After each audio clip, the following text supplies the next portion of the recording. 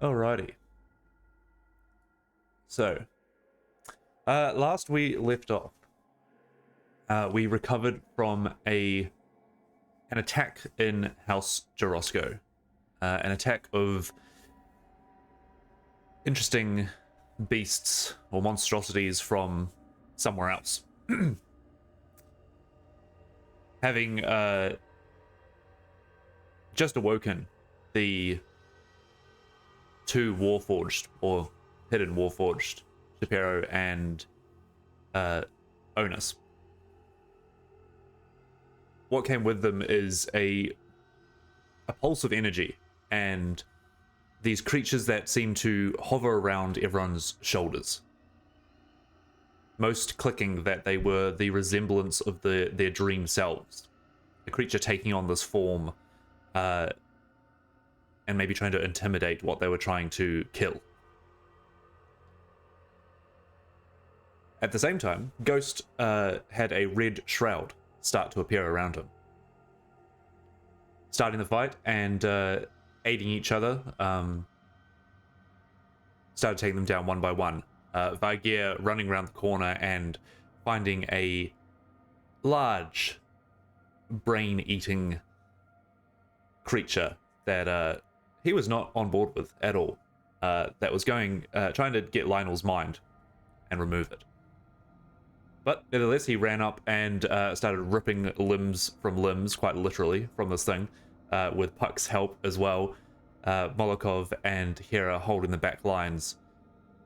Hera, you turned around and noticed that Ghost was becoming more and more transparent. Almost as if shifting states.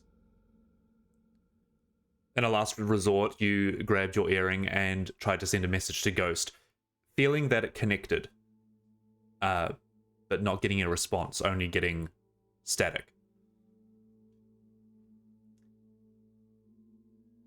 And then Ghost disappeared.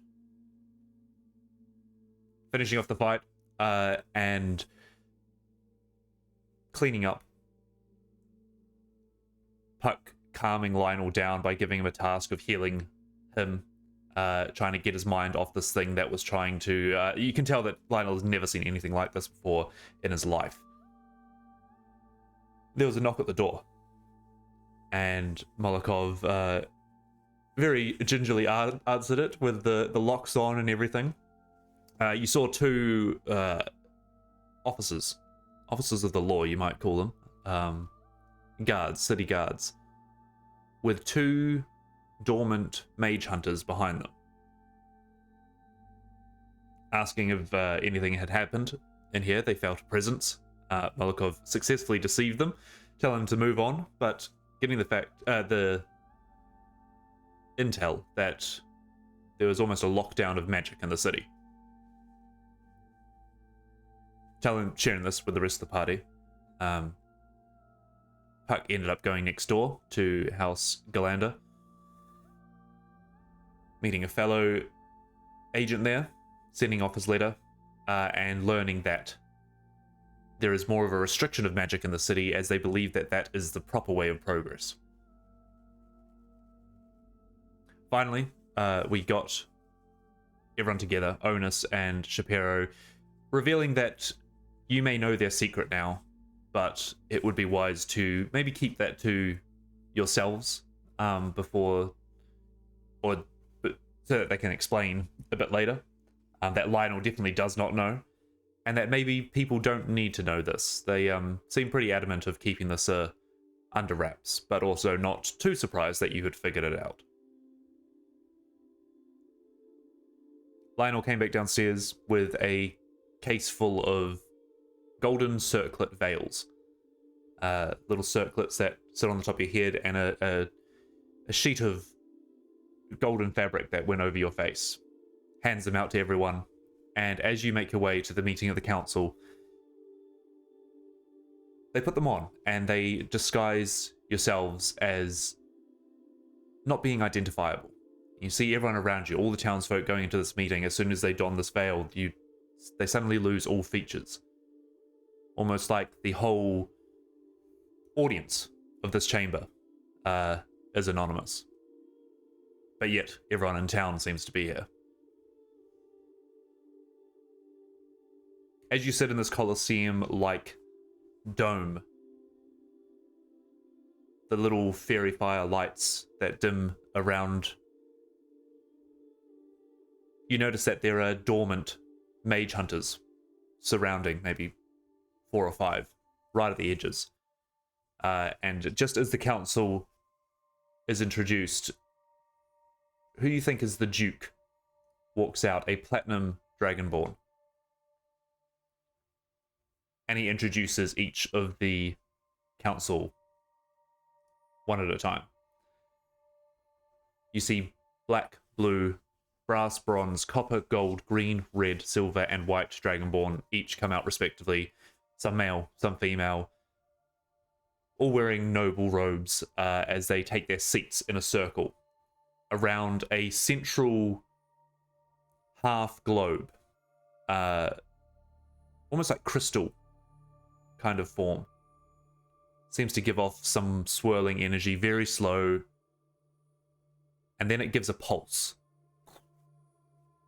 And I believe everyone but Puck failed the save, as the zone of truth was cast around the dome, around the Colosseum.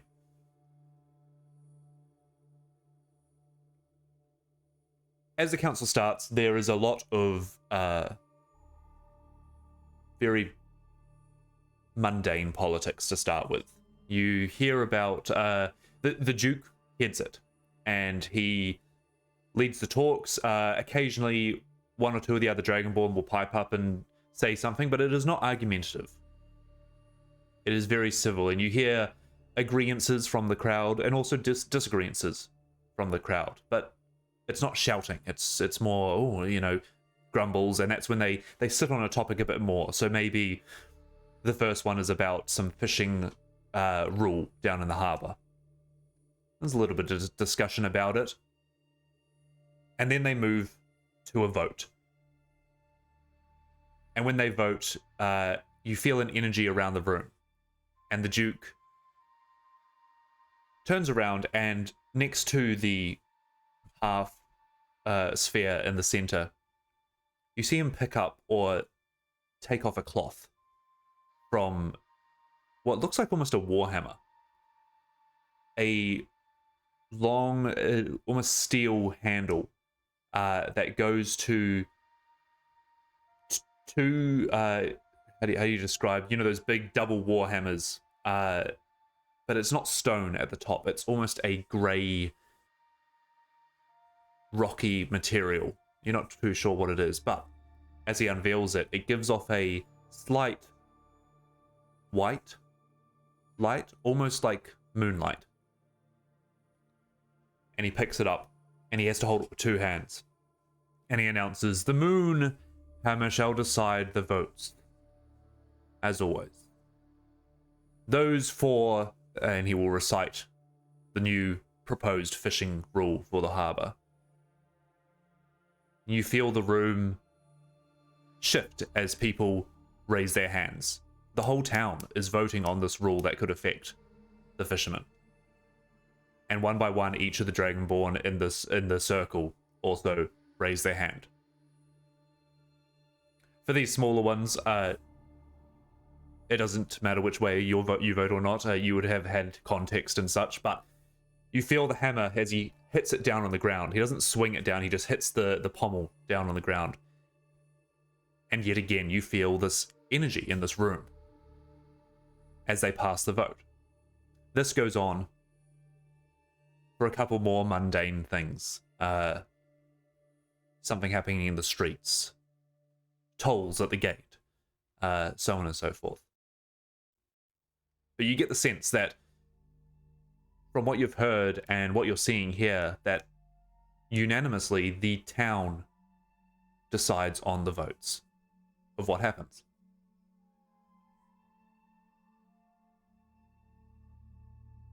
Before we move on with that, we'll switch over to another place, possibly another time. Ghost, when you were shrouded in red, you found yourself in a hall, almost a chamber. Marble white walls surrounding you, a shallow pool in front of you. No details, no marks or insignia. But on the other side of this pool, there is a tall, slender figure sitting cross-legged in white robes with a golden mask on. One that almost goes up to horns, and then it almost has a triangular shape to it. It goes up like this and then curves down like this. Golden mask with darkness for eyes. You can't see behind the eyes. As you stood up and saw yourself, a reflection in the pool, you saw the red figure that seems to surround you, seems to come from within you. I believe the first thing you do is splash at the figure, shouting out in frustration. And as you do, it splashes water up around the room. You see it hit the marble walls, and it also hits this figure, drenching half of its cloak in water, but it does not move. It seems to just look at you. Now, the water does not automatically sift back to the pool like some magical realm. It does not automatically dry his robes like he is some entity from another place. But he does just sit there. I should say they just sit there and notice that they are now have their robes semi-ruined. But you move across the pool and it says to you, you seek to help. A question. Your response, there is nothing I wish for more. What do you desire from me?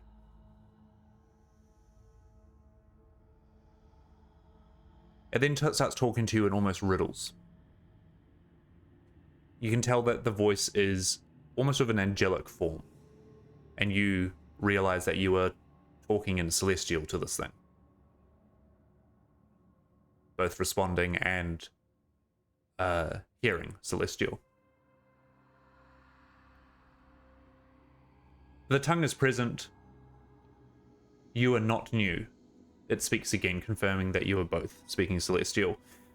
What we desire is not always the path. Pray tell, with whom do I speak here in the halls of the lost?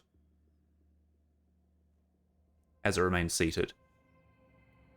You then go on to say that some know you by Caspian, but that is of a past life, and that you now are referred to by Ghost.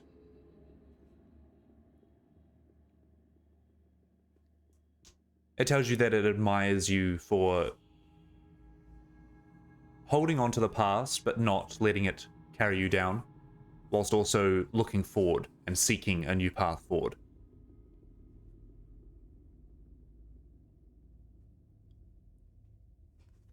As you sit in front of this thing, it then asks the question, tell me, Ghost of Caspian, what did you leave?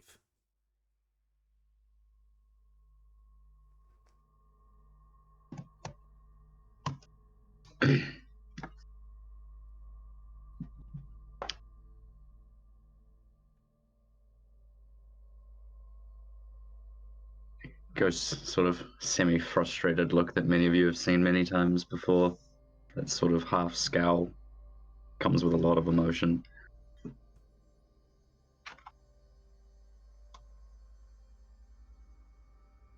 I left everything that makes me human.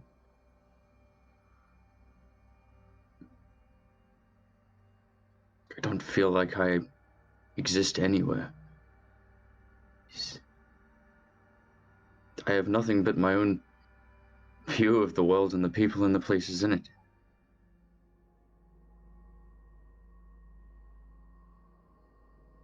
That I left behind everything.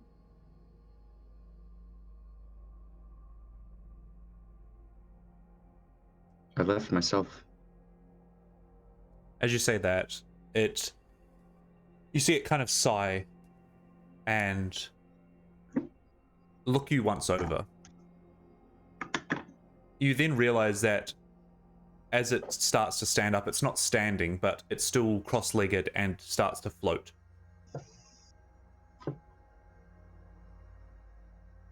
It turns slowly, and you realize that behind it now is not a closed room, but a hallway of pillars. And it's just bright white light. But this hallway has, what are they called? Alcoves in it, where like vases or stuff or plinths will go in like a castle or something. Once it gets to height, you see its legs unfold and softly hit the ground. Half of its robe still dripping wet, and it starts to walk down the hallway.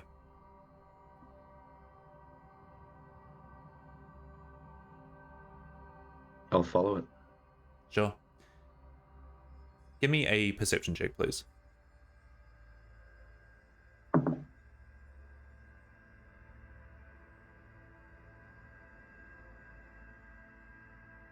7. 7. Let me just roll something. Okay. As it walks, it does not leave any sound of footsteps ahead of it. It almost is gracefully just touching the ground as it moves forward. It stands maybe 7 feet tall, but you see the robes dragging along the left side of it, leaving a trail of water. You follow maybe 4 or 5 paces behind it. You hear in your head, you say you have left everything. This may be true.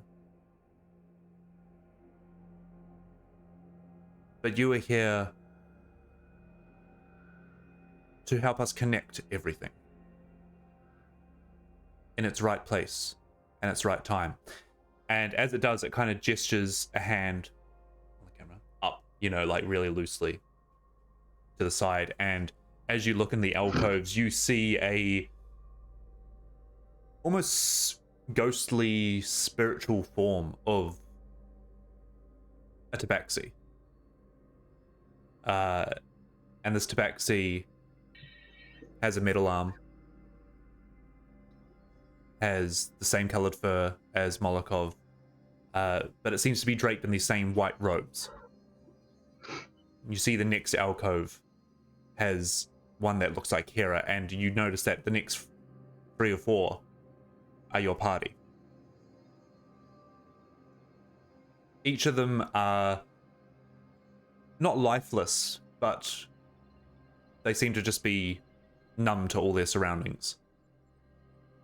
And in front of them, each of them hold in their hands a golden mask that is not yet put on yet.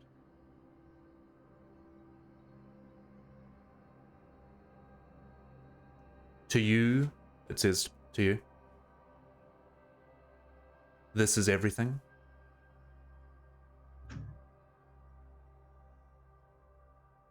This is what you left.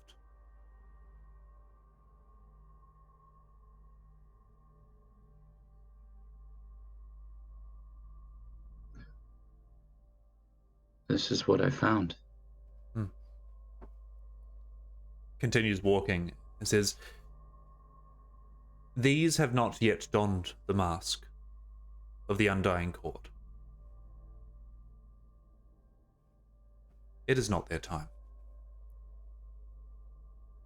Continue walking down the hallway, and you start to pass some figures on your right, and you don't identify them. There's all forms of elves and orcs and humans, dwarves and gnomes.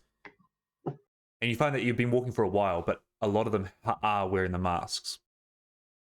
Oh, wow. These are souls that have left, but they are stuck.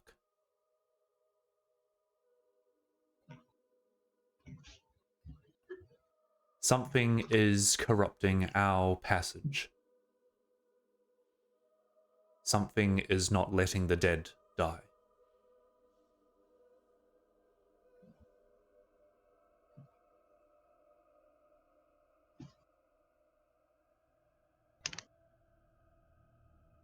You must seek the truth. And in the truth, you can help the court. This is your purpose.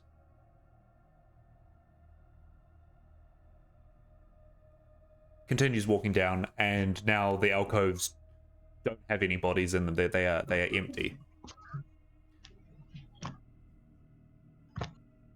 It stops and turns around to you, now towering over you, facing down with its mask on. It looks at you.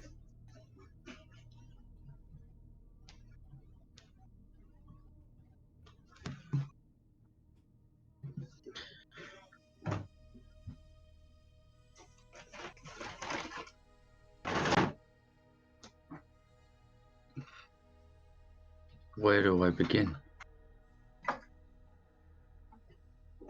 It gives a nod. We will show you the way. We will show you the way home. But the paths are crossing, and worlds are merging. And it takes a corner, and you didn't realize that this corner was here. It's almost like one of those long corridors, and now suddenly it's going a different way. And this one, you feel it has a pulse of energy that kind of goes down it, almost like a starlight tunnel.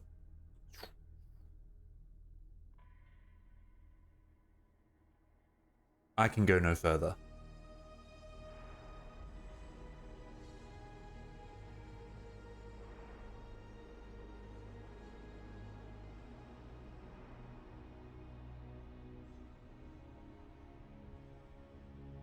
Will you be watching?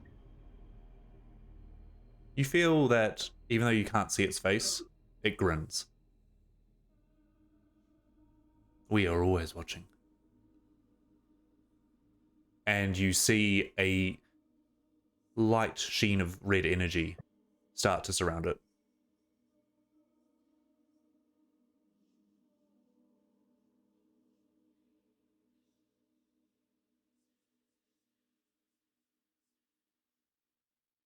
Then I'll do my best.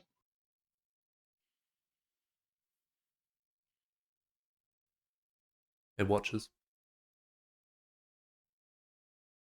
You look at this tunnel ahead of you. light flicking down it.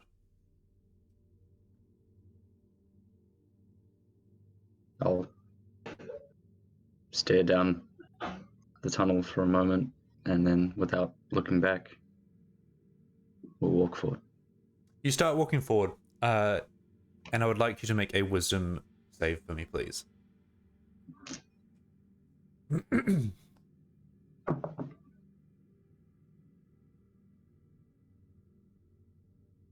16. 16. As you start walking forward, the light flicks past you, and you cannot see the end of this tunnel or corridor.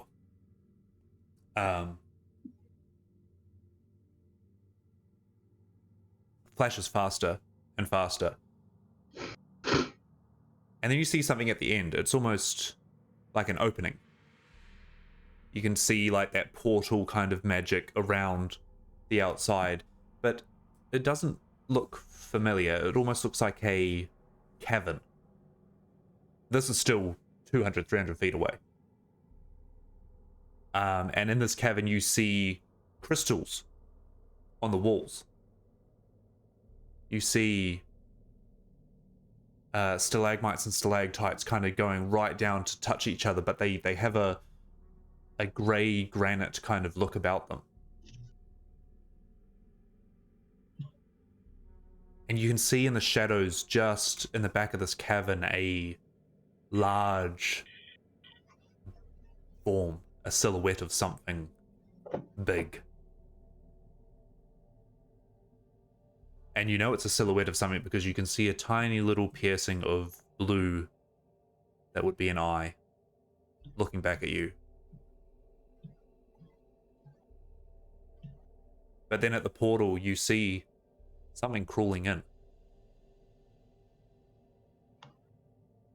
A small winged creature with a dragon's snout. Then my iPad will unlock.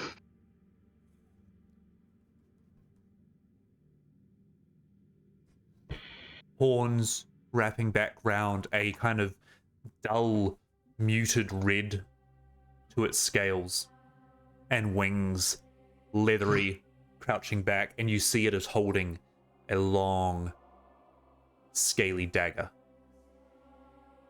It starts climbing into the tunnel, and as it does, it puts its claws down on this white marble floor, and you see them darken. Like this thing is not supposed to be here. Mm-hmm. To the left on the wall, another one starts crawling in. And they're not looking at you, they're looking down the tunnel as they start making their way into this hallway. A third. A fourth.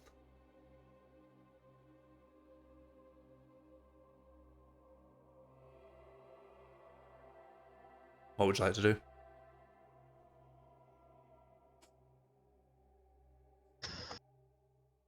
Languages do I speak? Nothing useful. Hey, excuse me. And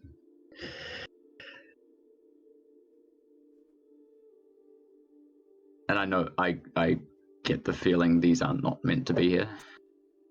As each claw goes down into this marble tunnel, the light still flashing towards them. It darkens, it corrupts, it cracks.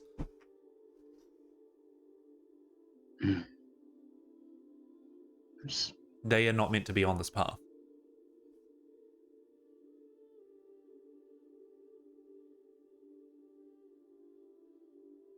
Just call out in Celestial to the effect of, "Be gone, or so be ridden."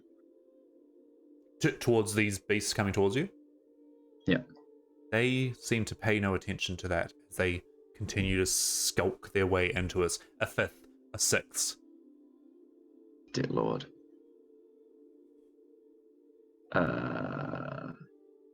I'll throw a Mind Sliver at one of them. Closest one. Sure. What is that?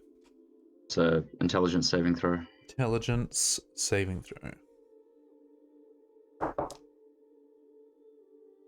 That is a 19 total.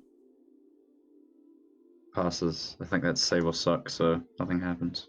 You throw out this mind sliver, and you see it kind of warp in the space, almost like this is not somewhere where things connect properly. An eighth, a ninth. I can't stop them.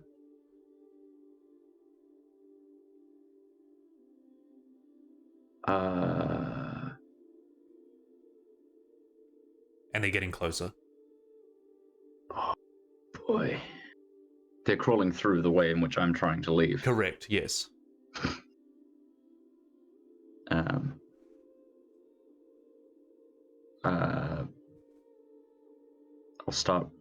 I'll run at them. I'll take a pot shot from here, and as I move, pull a hammer out. Alright. You still have about 300 feet before you reach them. So it's quite a serious run. That's miles. Oh shit. In that case. And they don't seem to have looked at you. They're just crawling into this tunnel. Looking forward for them. Yeah. Almost as if they're coming from somewhere.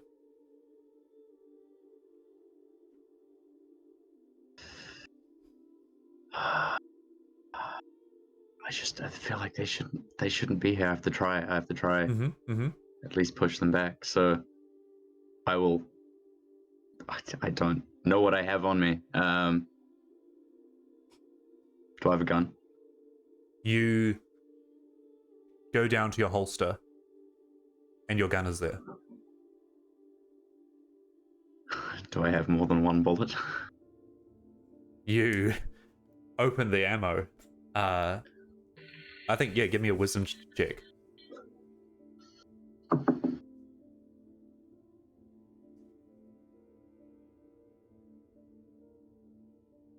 The gun is empty. 200 feet. In that case... 10, 11.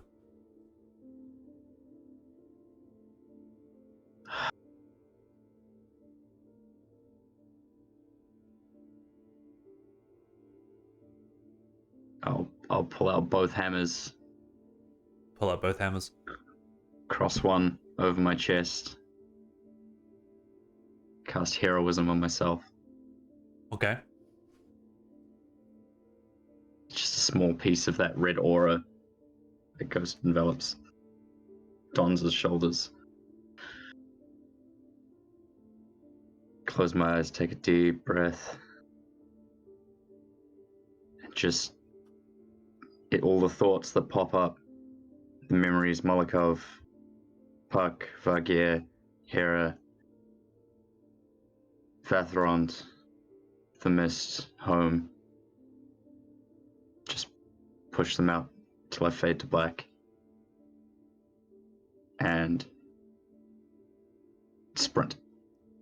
You sprint forward, and as you do, you kind of almost take those first couple of steps with your eyes still closed, and you hear coming towards you scuttering as they are sprinting as well.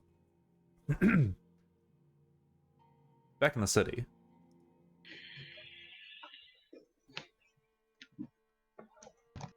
the council was gone on for about, I'd say, half an hour to an hour now.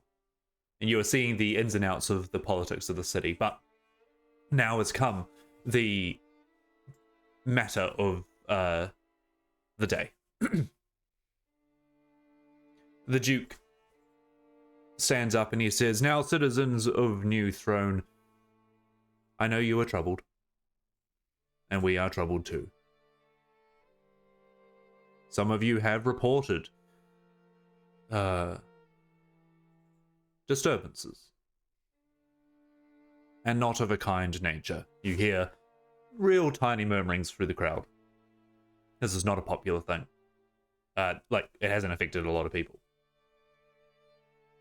Unfortunately, these incursions are true. Our defenses have let us down. We don't know where they are coming from, but we imagine it is stemmed from the sickness in the north. You hear the crowd, you know, they've heard about the sickness in the north. But what we have done is we have stepped out of our comfort zone and we have asked for outside help. We have found a cure for the disease in the north. Everyone, something that will rid us of this sickness to our city. Everyone starts getting a little bit more riled up. We will give this cure to outsiders. Outsiders I trust, outsiders we trust. And you see the rest of the council nod.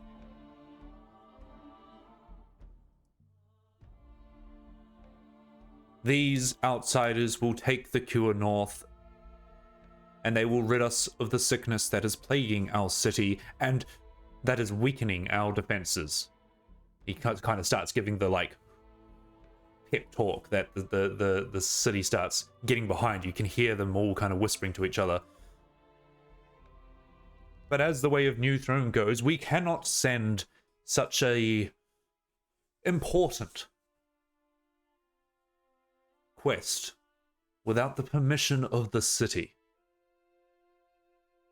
Puck, you would probably notice this as you succeeded on this zone of truth. You can tell that he is using his words very carefully here.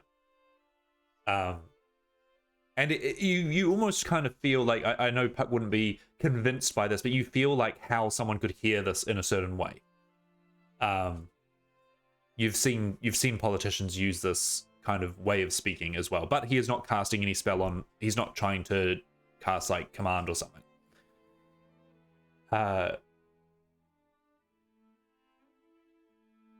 He goes on. We and the Moon Mother want the best for New Throne and Kubara, and for her to flourish and survive. Then we need your say.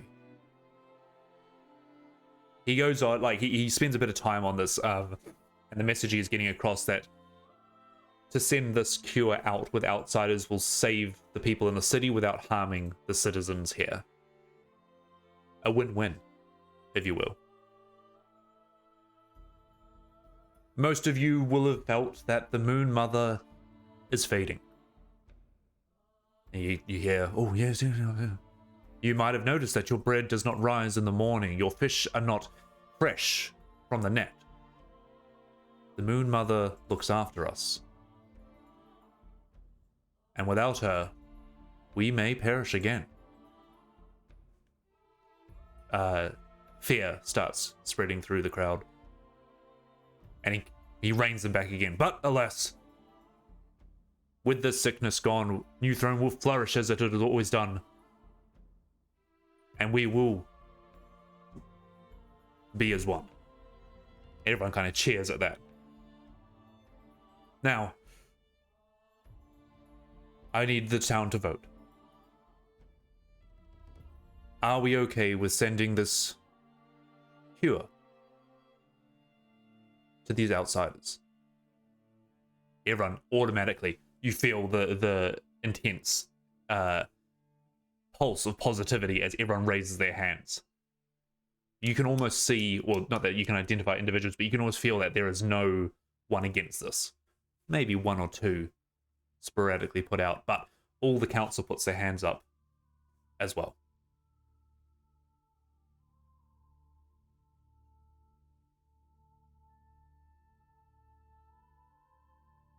He grabs the moon hammer and he moves close to the center of the citadel. Then it is decided. I believe those who know who they are in attendance. We will meet here after, and we will transfer the item. But until then, that is all for tonight, and I thank you for your time as always. And he brings up the hammer. May the Moon Mother guide us in all our journeys. slams it on the ground. You feel a pulse of energy. May the Moon Mother guide us on all our journeys. You hear the rest of the crowd kind of agree once again. Boom. Slams it down again. Can you all give me a perception check, please?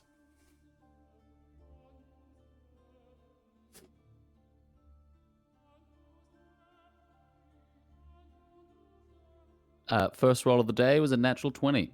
Amazing. 16 total. 18 total.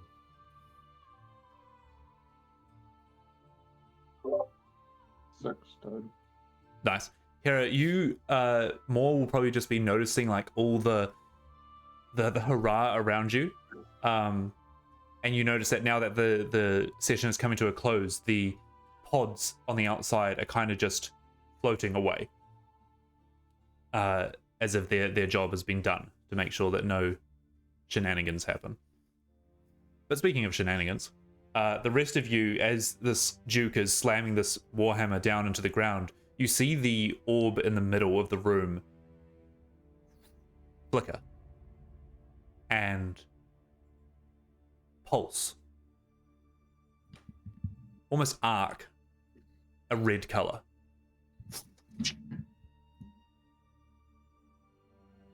And as he comes down with the final third strike after giving a final Moon Mother blessing, he hits the ground and you see a crack split across this orb. And as it does, you see it almost start to hum a red energy. You sitting in your seats, Onus and Shapiro look at each other. You get the sense that this is not something that normally happens. Another crack cracks across it. And there starts to be whispers from the crowd. Oh, hold on, wait, what's going on? What's happening down there? And the council members start leaning forward in their seats. Can one of you roll me a d8, please?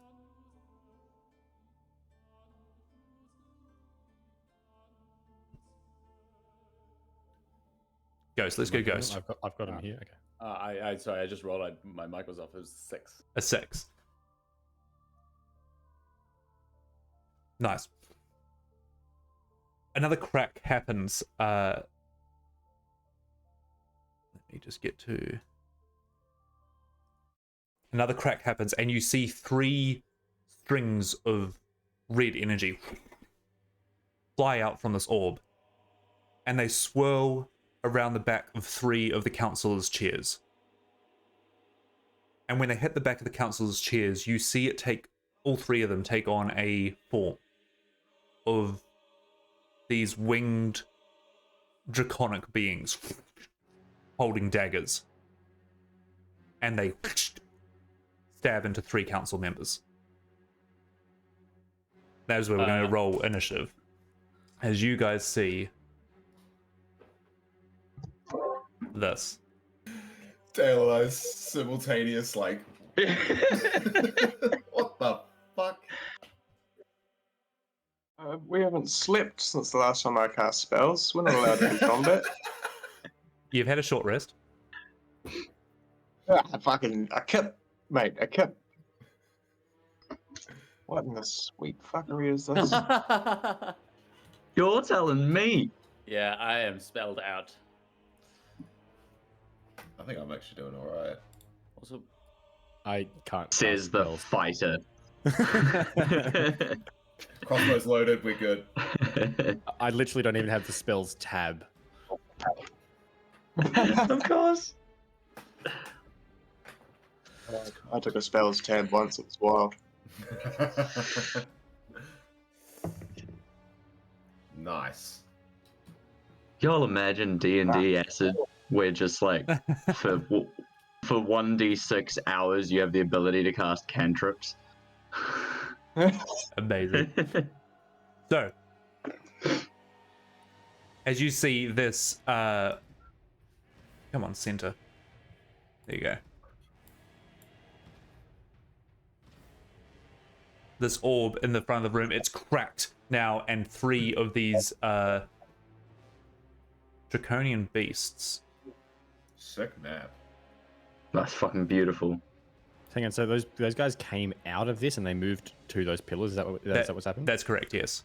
So those are chairs. Those are chairs. Right. With council members on them. Yes, correct. Oh shit.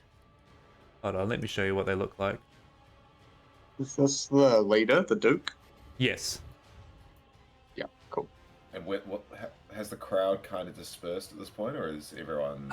Panic is watching on just now? setting in. Yeah, cool. Panic is starting to ensue.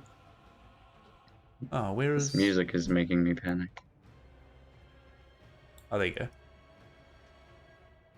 Making you panic. You're on fucking holiday, mate. You're on PTO. Pretty sure I'm staring down fucking, 70 of these things now in a tunnel? This is also true. It's a working holiday. It's definitely a working holiday. Oh my god. Oh, gross. Gross.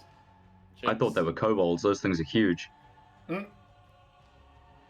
All right, let's go for initiative numbers. Oh, why has that done that? Yeah, we ain't fighting kobolds no more. Ah, yeah. Thank I God, just there's seen no more, Jed's Toto. original thing. I definitely thought Ghost was popping out of the egg as well. Okay, so As soon as you Molotov. see the red glows of energy, I was like, oh, it's just going to be fucking Ghost, and then we're going to have to try and explain that that's actually our friend. That might have been easier. 3. Hera. That's a whopping old 5. Nice. Oh, here we go. Puck, 17. Classic. Vargir, Classic fucking rogue, eh? 3. Oh, come on, guys. Ghost. 4. Yes. Amazing. I'm I'm gonna roll sorry, these. Puck, that we all don't have plus 20 to all our rolls, but I've only got a +5. I got a -1. Yeah, I got Getting more than 10 on initiative just makes it too easy, you know? Yeah, exactly. So that was 4 for Ghost. It's like you guys don't want to win the fight. You can roll above 10 for initiative? Yeah. Oh, It's like, I've been fucking, I'm rolling just really reading low I'm gonna dice go. this whole time. Yeah, I'm just going to tie my shoelaces. Hold on. Yeah, that was Hold on, see, like 20 minutes ago, Hera noticed she had an untied shoelace. She's like, oh, okay, I'll get to that. Now shit's kicking off. Shit. Okay, that's shit. actually that's actually okay because they got a 5. New rule for initiative, guys. Can you please roll 4d6, drop the lowest? They'll Somehow somehow you'll get still to get 3. like 8. Yeah. Okay, so these things pop out of this orb of sorts and have stabbed 3 council members already. Just outright dead? Well, they have stabbed them like through the chest, and they're well at least bleeding out. It's a big hit. For as much as these are nobles of importance, they are not heroes. Classic politicians. So I would love for Puck to go first. Always so fucking far away. Every fucking combat. All right. Well, I got 25 feet of movement. Should have been a halfling. not- Wait a I'm minute. a halfling. What do you mean? It's more like the maps are just always huge. All right, so that's 25 feet, and then. Okay, good. All right, I'm gonna steady aim. This is my bonus action, and then I'm going to shoot. So I think does that work? Does that mean it's? I believe you get advantage. I just got to quickly check something because it's a disadvantage because of the range. Steady aim, give yourself advantage. Okay, so so is it even worth it then? No. Can you even steady aim if you run? Yeah. Oh no, I can't anymore. So I'm going to just double. Wrong tool. Gonna Double dash. use my cunning action to dash to there. So it's my bonus action, and then I'm just gonna shoot this guy. Go for it. So is he within 5 feet of an ally? The ally is unconscious, so no. They're unconscious? Yep. Fuck. Well, I can't heal him anyway. All right. Here we go. Throw a potion That's at a him. nat 20. That's Cool. a nat 20, but I don't get any sneak attack. That's right. Natural 20 is good. All right, so that will be plus a d6. 14 points of magical piercing. What did you roll to hit? Oh, natural 20, of A course. natural Yeah. 20. 14. Nice. Perfect. The bolt flicks into this thing and it makes full contact. This is not an aberration of a dream or anything. This is a creature that is in the room. Good shot. Anything else? Nope, not really. Love it. I've used my action, my bonus action, and my movement, so that's it. Amazing. Let's go. Hold on.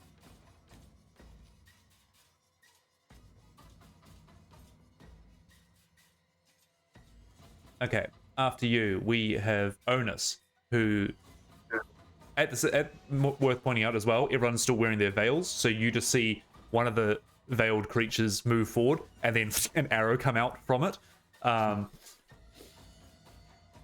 Then Onus will turn to Shapiro and go, "This is dangerous. What's going on? Stay in cover." And you'll see one of the other veiled creatures move forward and kind of come up next to Puck. And again, you will see a crossbow bolt flick out from him at this creature as well, for a total of 4 damage. Oh, look, it's Puck. Oh, look, Puck. Wait a second. Hera, you're up. Fuck. Already. Okay.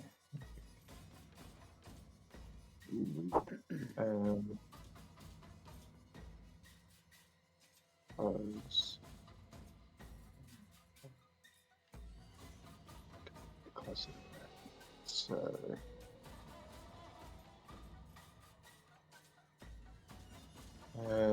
I should say at the moment as well, now people are screaming and fleeing for the exit. So there's like everyone's moving around. You can't identify anyone, and it's just a shimmer of chaos. Just a shimmer, eh? Just a shimmer. Yeah. Actually, maybe even thinking about that, I might, before I move, so I'm going to run over here. Yep. And sort of like run up to that chair, but before I go, Start I'm going to pushing sort of past people. Yep. tap on both Molokov on Vargir next to me and just give a little yank on them so that they see this thing running, and I'm actually going to take off the circlet. Nice. As you do, you take it off, and everyone kind of, your attention almost automatically draws to Kira, as now Kira stands out in the crowd. But yeah, you move forward, and the council member here is the brass dragonborn, looking at the three that have just been stabbed and looking in shock horror. Okay, I might even actually run up, get to him. Don't worry, I'm here with the party of the outsiders. We're here to help. And I'm going to cast a... Ooh, how far away am I from? 90.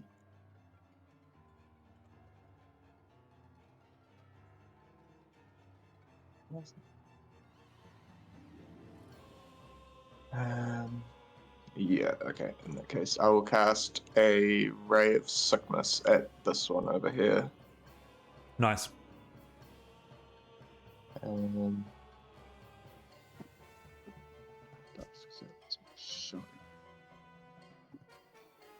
that's better. That's going to be a 26 to hit. 26 to hit will definitely hit. That's real wide. You're not going to say that just then. Oh, fucking kidding me. That's going to be 3 poison damage. 3 poison. Still. Oh, does that mean it's poisoned? That's a good question. Yes, Or is it just poison damage? oh, my Constitution saving throw. On a failed save, it is poisoned until the end of my next turn. That is a 9. That'll fail. It is poisoned. Nice. And that is a spell slot. I think. But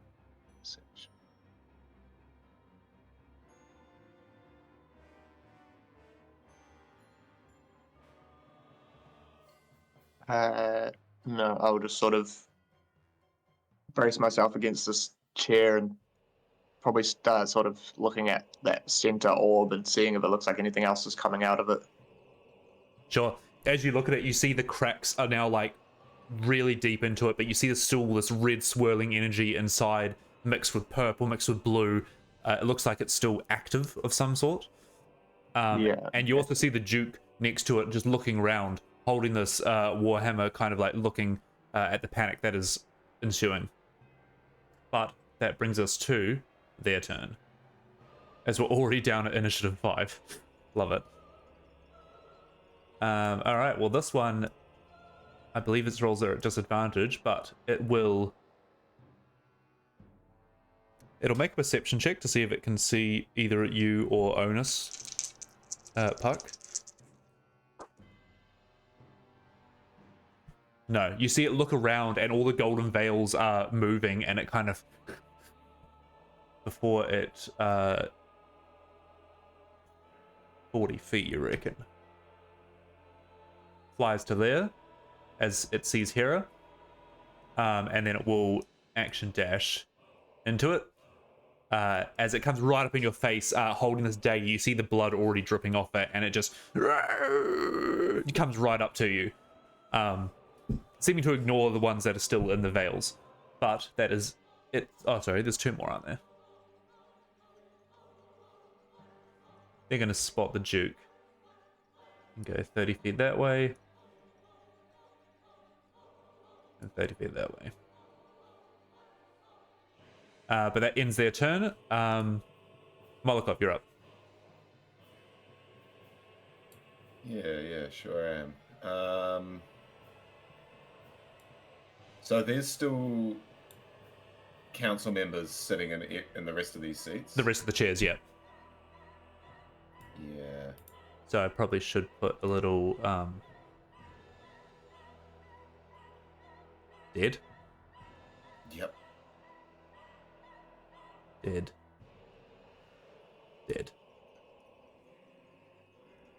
I think seeing Hera flick her veil off and almost seeing that attract the attention, I think Molokov is simply going to action dash right up past these guys, right up past Hera, and just up next to this guy. Yep. Whipping off the veil and almost just letting out a bestial roar at these guys, trying to attract their attention. Sure. Over the council members, yep. Hopefully. But that, I think... Oh, you know what? Definitely, as he's running, pulls a chain, gives himself some temp HP. Nice. We love that. But I think for turn 1, that's all I got. Sweet. Ripping off the veil, Vargir, you now see the 2 Tabaxi running out in front of you, and Shapiro, or what you believe is Shapiro, is not running, but the rest of the crowd are moving out of the way. He's kind of just cowering down. You're up. What would you like to do?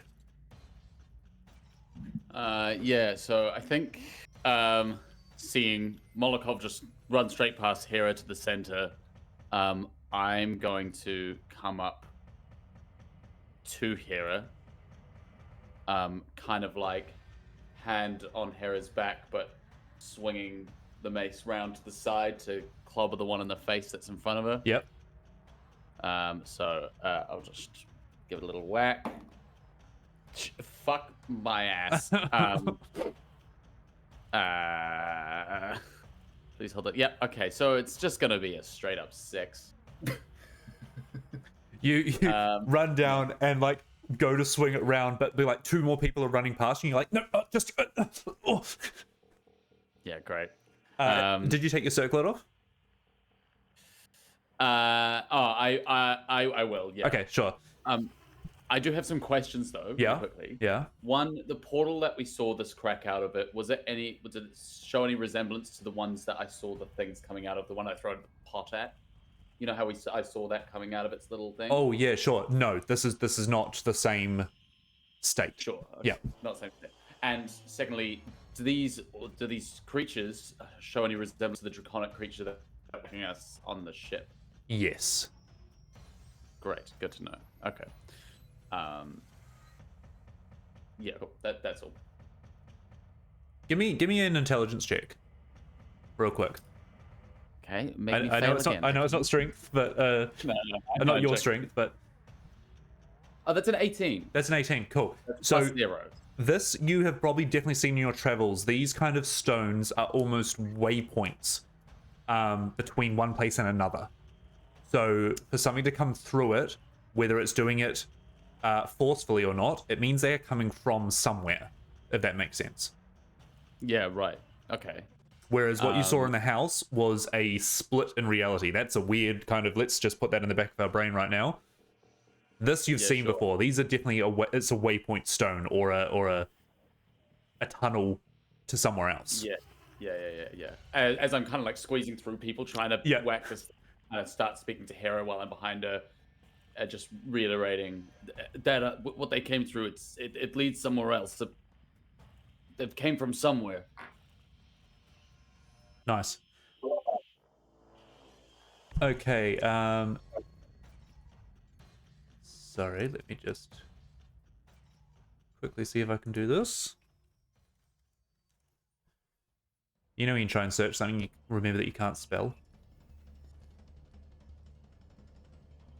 It's a daily struggle for me not being able to spell. Every day of my life.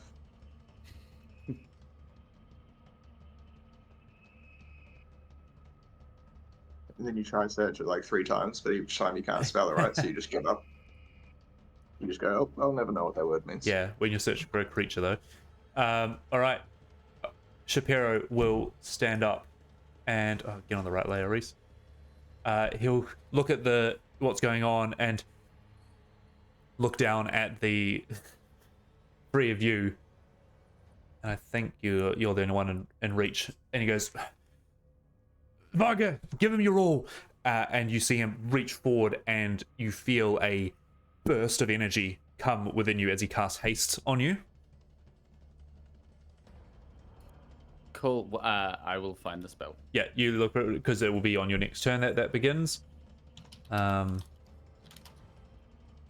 then we go to top of the round. So, as these draconian creatures, and you definitely notice them standing next to the dragonborn counselors, they look very different. They look like a imitation of them, an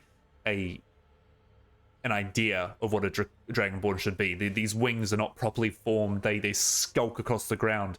But as the top of the round goes, since you're not here yet, can you roll me a d6, please?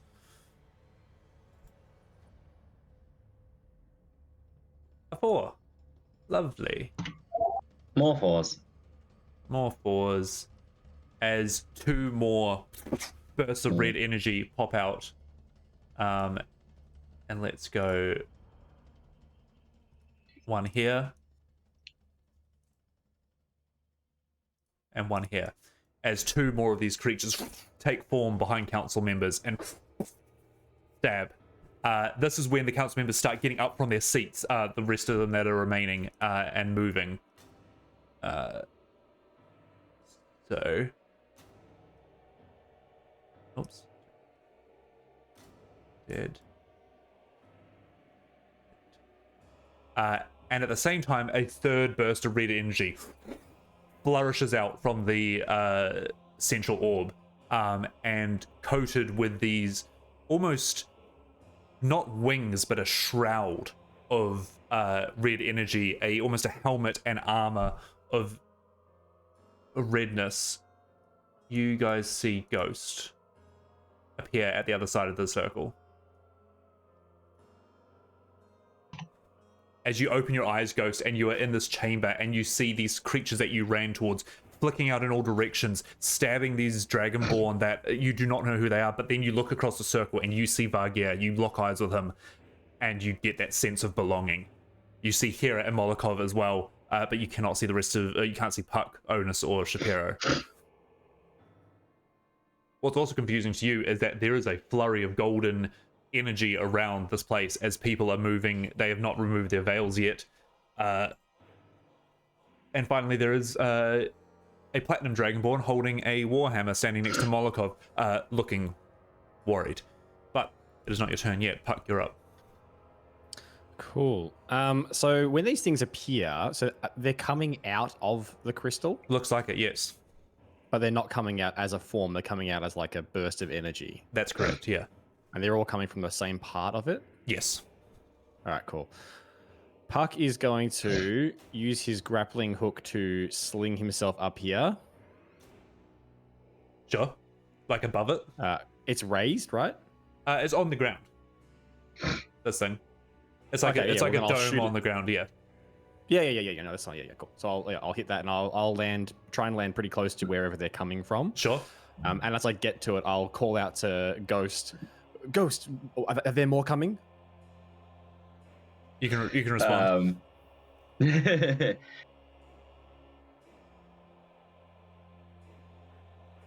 are many. Rid them. There are what? There are what? There are many. Rid them. Okay. Puck is going to take out from his little bandolier of things he's been collecting Uh-huh. the essence of... So there's a crack in the ground, basically, right? Yep. Yeah. He's going to take out the essence of ether, Oh.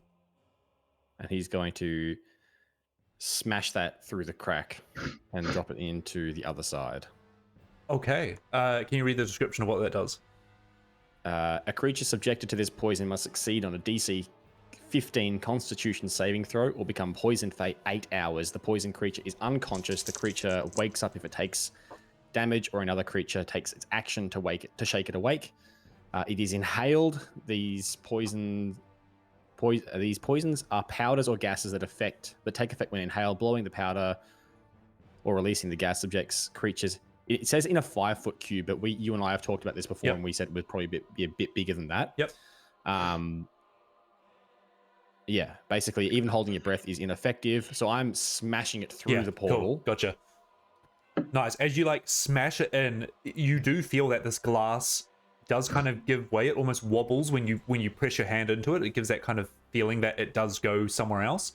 And even though it's wobbling, it's still cracking. But you smash this into it, and you see it almost like, you know, when people launch like dynamite under ice, and it just goes like that, and you see it go. This whole orb just clouds, and you can't hear anything on the other side. But you imagine that wherever this goes, the essence of ether has exploded and is causing chaos. But you hold it down for a couple of seconds, and then like kind of take your hand off, and the portal closes itself off to anything coming backwards or forwards to just stop, you know, things always coming through.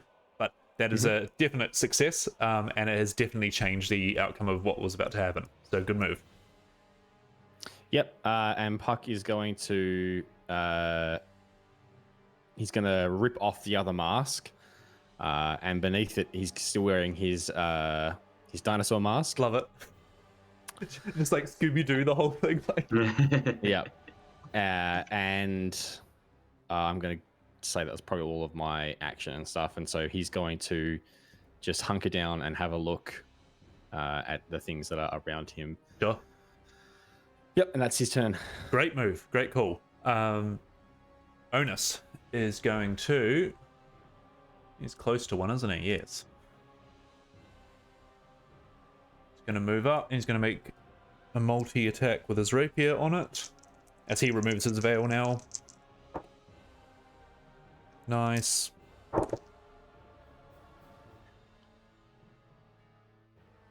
And that will do 8 points of damage. As Hera, you see Onus kind of take off his thing and pull out a rapier and just start slicing at this thing as it starts to get confused about getting hit from all directions. But that brings us to you.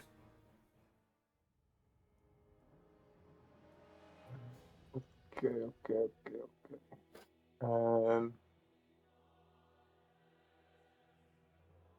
think-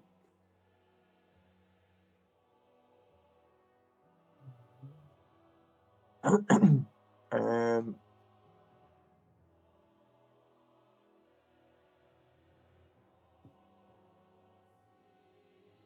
fuck. Yeah, I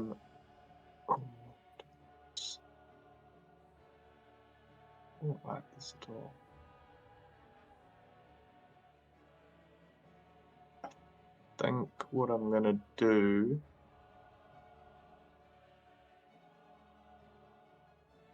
Yeah, let's get.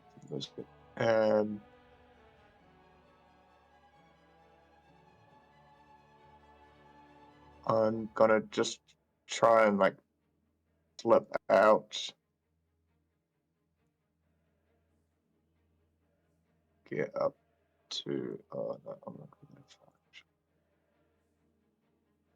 Nice. As get you up.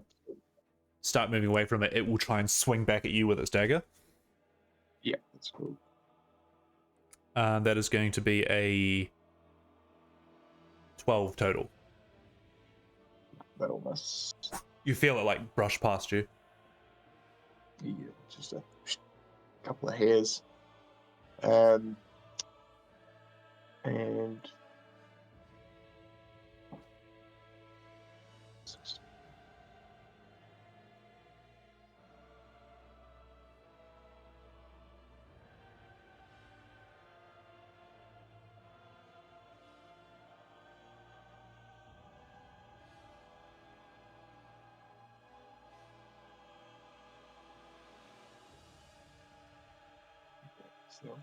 yeah, that was the closest to him. I'm going to sort of pull from my dream sort of version of myself, and as I start whispering and speaking in tongues, I'll sort of flesh will appear to start dropping off my skin and stuff, but only to this guy up here, and I'm going to cast Cause Fear on him. Sure. Is that a save? It is.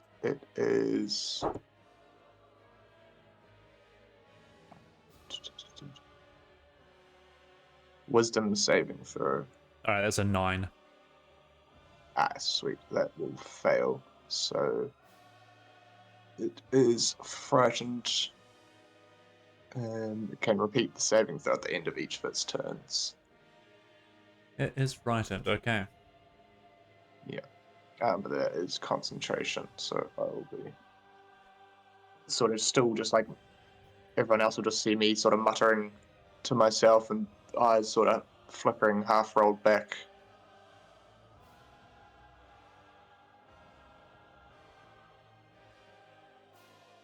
But that is all I can. Okay, love it. That brings us to their turn. So, we're just going to go in here. They will all be, in response to you shoving the essence of ether down there, you see them kind of turn around and see that their way out has also been ruined. They will turn focus in, and this guy's going to move into the Duke. So is this guy. And they're both going to attack him.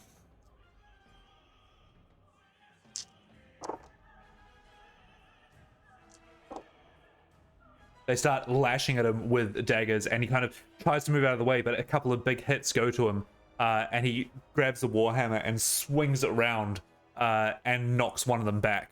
And as you do, you see a pulse of almost white energy go off it, and he knocks this one back 15 feet.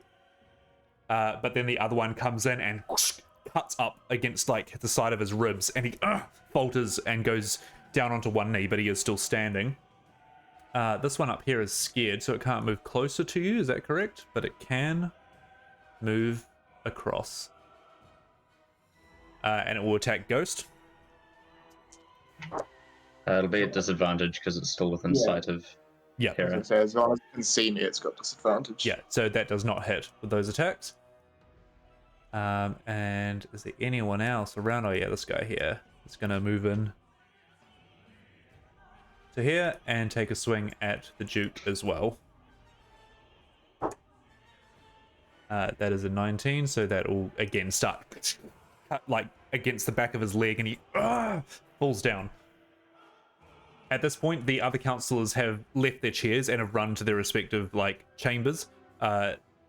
People have definitely completely almost emptied out of this place, but that brings us to Ghost. Wonderful. There's one pressed up against my back, but I can't pass up the opportunity to hit things when they're in a nice little square. Oh, yes. It's a little too wide. Do I do it anyway?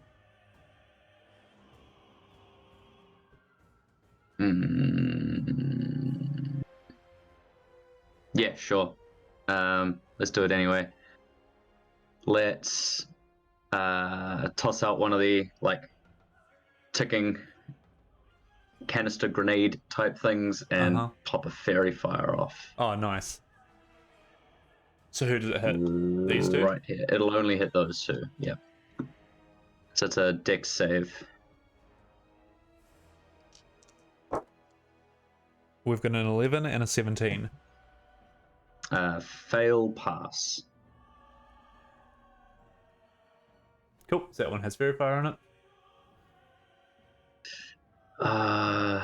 That's really all I've got. I don't have many bonus actions. Be a seeker, they said. It'll be fun, they said. Bonus actions? Yep, nope. That is all I've got. However, I will... Screw it. I'll walk towards the center of the crystal. All right, that one will take a swing at you then, at disadvantage. Come off alongside Puck. Disadvantage, that's a 13. Misses. Nice. Nice. You walk across the thing to Puck as he is finished pumping this gas into this thing, and you see it clouded underneath now. The outside of the circle resembles a similar thing to what you saw at the end of the tunnel, but almost like the opposite side of it. Like if you had looked behind you, you might have seen this. Yeah. And I'll just say to Puck, I don't know. Explain later. Let's just do our best. Cool. And go into full tiny person fight stance alongside Love it. Puck's very dexterous version of the same thing. Love it.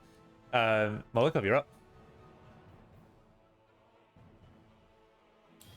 Yeah, they're really not really paying attention to us. This Grand Duke fella. I mean, I know I just watched him knock back someone with a massive warhammer. He looks like this is his weapon. Like he knows how to use this. Correct. He's he is somewhat of a warrior. But how hurt does he look? He looks very hurt. He looks very hurt. He just had 3 successful attacks with these daggers cut pretty deep into him, and you can also tell that like this is his weapon. Yes, it was used as a ceremonial piece for show. He is not in armor. He is not ready for a fight. Like those cuts went straight through him. Yeah. I don't even know if that's something I can do. You can always try. You can always reload the save. Oh wait, hold on, no, you can't.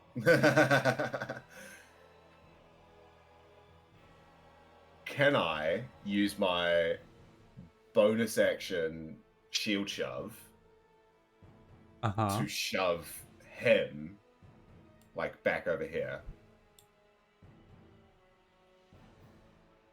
Um, And just say like, get behind me. yeah, And yeah. I'm gonna try and move into that space as well. Because I So- believe forced movement doesn't cause. Yeah, you want to move there. I want to move and you into want his him space move to there. and shove him back. Give me a persuasion check. That's fair. Molokov's not great at those. Just to convey your idea in that quick time. He did it with a nat 20, I'm pretty sure, though. I think that's kind of good. Yeah. What do you turn to him and say? I just say, get behind me. We're the heroes here to help. And Yep. shove him back. Perfect. He moves, you move, as you kind of do a kind of dance around each other, and he drags their warhammer down on the ground and brings it back up, and he's like resting on it now, but he's got a swing or two left in him. Yeah. And I feel like that one's got a little more sway, because one of the prerequisites of me using that as a bonus action is I now have to attack, so I will swing Gotcha. at this fella. Yep, that'll be advantage with Fairy Fire. Lovely. And it'll be a booming blade, I think. Booming Blade. Punish him for moving in case he does. An 18 plus. That'll hit. Cool.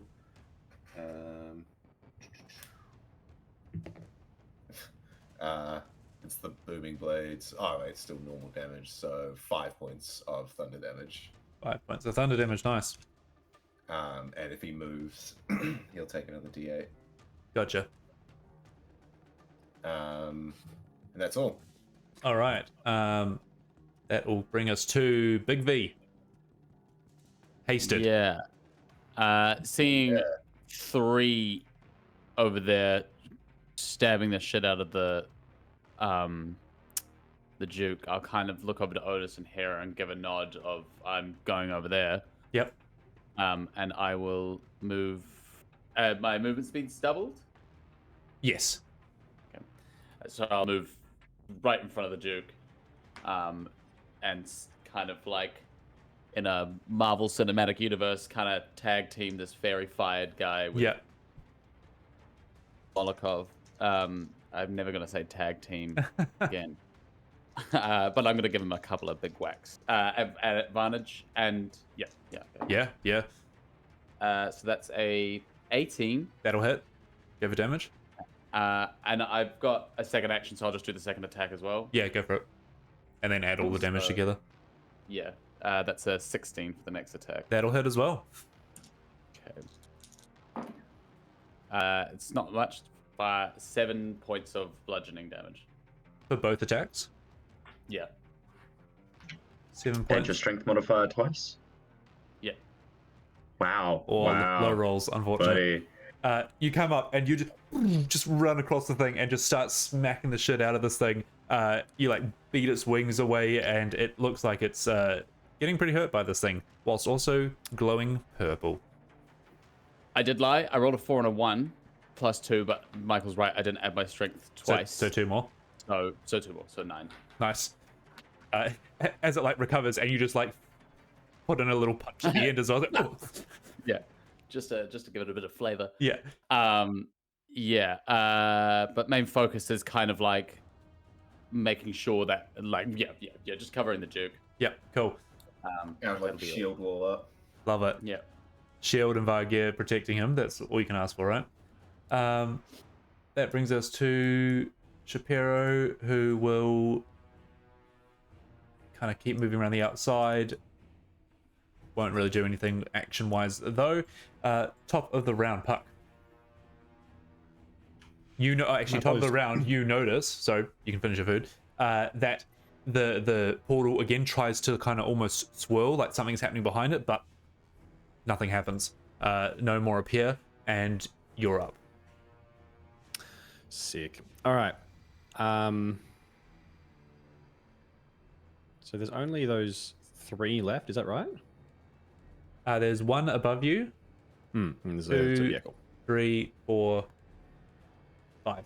Ah, the green boy. Yep. And the purple boy. Yeah. Okay, I'm going to... shoot the one immediately south of me. Yep, go for it.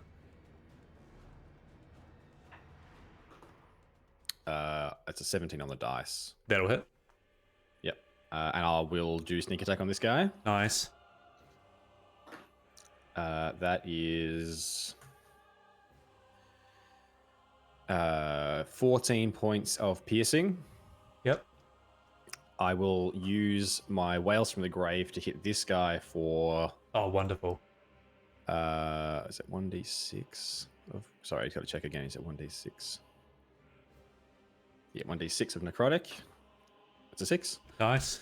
So he's 1d6 of necrotic on that guy, and then I'm going to take another shot. How's this guy over here next to Onus looking? Pretty hurt and poisoned. All right, I'm going to move a little bit because otherwise I'm shooting at disadvantage. Nice stuff. But I'm going to get down here to give Molly some advantage on his attacks, and I'm going to shoot this guy as I sort of butt slide down the dome of the crystal. So I'm making another shot. It's a 16 on the dice, which that'll hit. Cool, and then just regular 10 points of piercing. Oh, nice. Your crossbow like flicks through one of the wings, and it looks like it is on its last limbs. Not good enough. All right, my turn. All right, straight after you, seeing this crossbow bolt flick through both of its wings, Onus will take a step back and then just shove the rapier up and take a stab at it and kill this thing. Not meaning to take away your kill there with a DMPC, but... Classic Reese. Oh, I know. Kara, you're up.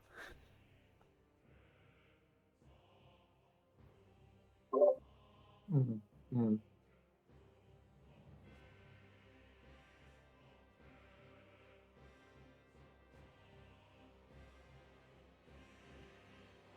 Yeah. Fucking spells, that's right. So You'd have them. I'm just going to sort of come up here closer to Ghost, sort of standing between this guy and the rest of the party. I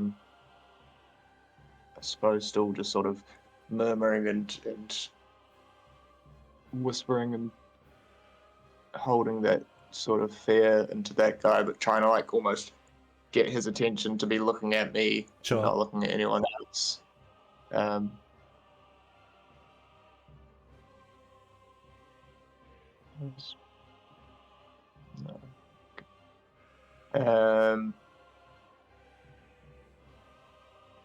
probably can't do much at the moment. I might even sort of get to that spot and holding the spell of sort of call out and shout out for I'll say, where's the city guards? Hold this man. And see if I can get them to come in and try and capture this guy. Sure. Anything else? No, that'll probably be all. I just wanted to get closer to this portal thing. Yeah, sure. That brings us to their turn, so he will not move closer to you, but what will he do? Oh, you've really situated yourself in a good position there. Good call. I'm going to roll a dice. Of course, there's a 10 bang on the middle. It's the best part of magic. Yeah. He's going to hold put there for a second and just kind of snarl at you. But also with a bit of a worried expression on his face. Everyone else, though, you've created a kind of barrier. Love it. Well, we're going to move in and attack the barrier. So we're going to go 2 attacks on Molokov from above him and next to him.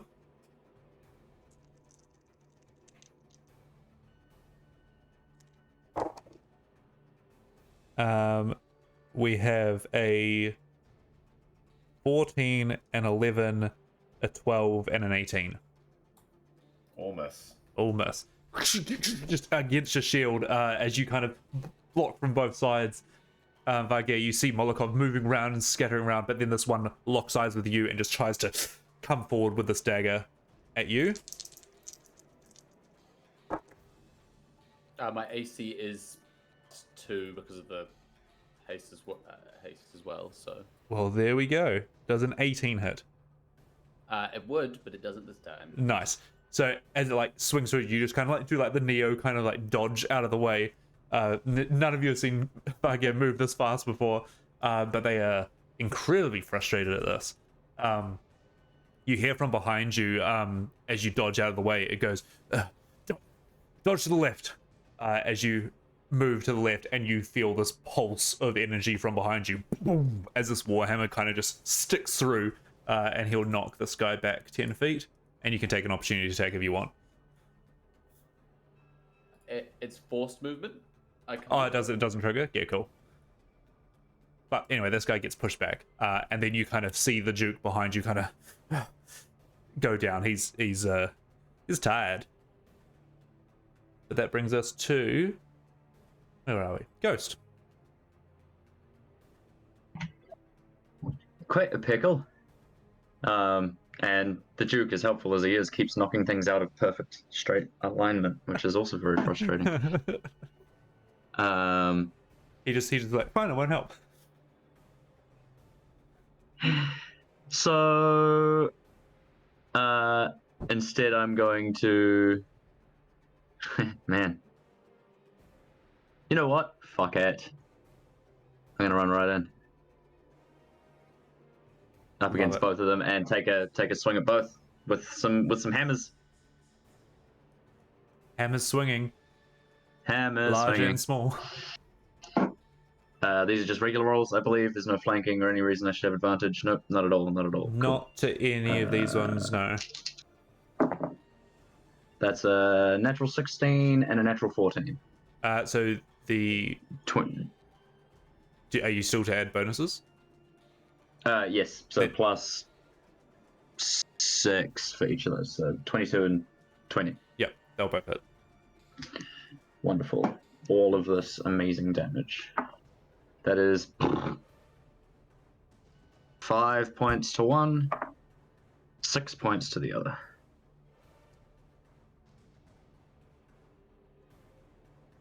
Nice. You bring these hammers in and smack up and smack it, and you feel bones breaking. Good. That's all. Alrighty. Also, with your fear, Dale, can I make another save on that at any point? Yes, sorry. I thought that's what you rolled for before. At the end of every turn, he can roll to save. I did not do that. It's a 4. Don't worry. Molokov, you're up. Unless you got anything else, Ghost. Nope. All right. Well, I think we got him right where we want him. I'm gonna just look north and do a big swing with the metal arm. Yep. Advantage because flanking. That's correct. Love that. It's not great. So it's a 15. 15 will hit. Lovely. But when you get two low ones on advantage. The other one would have been a 2. So sorry. And then I have a question for you. I may or may not have an answer. Yes, that is 10 points of thunder damage to it. The one to the north? Yeah. The one to the north. Now, can I use... I obviously won't be adding my modifier to it, but can I use my shield for 2-weapon fighting? It is a homebrew thing, so it's up to you if you want to let me play around with that, but... Sure, let's give it a go. Lovely. Because it'll only be it'll be a D6 without any modifiers. Okay. For damage anyway, but I thought since we're kind of going all out, so I guess another swing with the shield at the one to the north. Nice. Which will be a 22 to hit. Yep, that'll hit. 4 3 bludgeoning damage. Very nice. Cool. And that will, of course, lower my AC for the next round, but that's okay. Gotcha. That's all. All right, Vargeir. Hasty boy. Yeah, so I'm Varge kind of takes a step forward, whipping his shield and his mace into his holster, pulling up the glaive. I haven't really described the glaive, but I imagine it's almost like a fashioned, like sharp stone. Yep. Love it.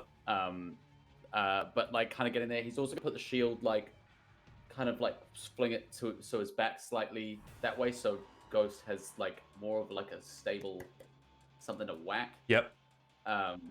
And I will fling my glaive forward at the one with fairy fire. Nice with your reach. Yeah, as it swings down. Yeah, nice. Carving through the air. So first attack is a 15. That'll hit. These are at advantage. And the second's at 21. Both hit. Go for damage. With pleasure. So it is going to be really good. That is 21 points of damage. Oh, really good. You swing this glaive down and you feel it cutting through the air, and if there's any reminiscence of magical energy left in this place, it splits like going through a sonic boom, and you hear your glaive hit the ground, and then you see this creature just split in two as you kill it. Amazing. And then I'll kind of just turn my body back to the one. You know when you do like double the amount of hit points it has left? And it's like, yeah, this creature is done. That guy goes bye-bye. Yeah. Yeah, and that will be the end of my turn. Love it. Thank you very much for listening. Thanks for coming to my TED Talk. That brings us to top of the round. Puck, you're up again. Nothing's coming through? Nothing's coming through. You successfully stopped my cool creature. Stem the No, tide. joke. Sweet. All right, I'm going to rapier attack the guy right in front of me with advantage. Go for it. There's a 1 in there. Reroll that. Yeah, that's pretty good. That's a 17 plus a lot again. That'll hit. Plus 7. Cool. So sneak attacking. Yeah, sneak attacking. That is 16 plus 5. So what's that? 21 points of damage. Yep. So as you see Vargeir swinging down at this thing and creating a sonic boom with his glaive through this creature, you see that this one is facing Molokov as he's hitting it with his shield, and you're just like, yep, sweet. Straight up through its skull, and it will die on the edge of your blade. All right, I'm going to use my last Whales from the Grave to hit the guy next to him for 1d6. And that's 4 points of necrotic. Love it. And I'm going to move around a little bit so I can get a bead on this guy, because I assume the dome of the crystal on it are very short. Sure, so I'm sure. gonna shoot. Hang on, how far is that? I've got to get a little bit closer. One more than that. Okay, going to get to there, and I'm going to shoot him with my hand crossbow. Yep, gotcha. That is 23 to hit. That'll hit. Go for damage. That is 9 points of piercing. 9 points. As your crossbow flies up and hits this guy that is still terrified of Hera. Cool. Yep, that's my turn. All right. That brings us to Hera. Speaking of.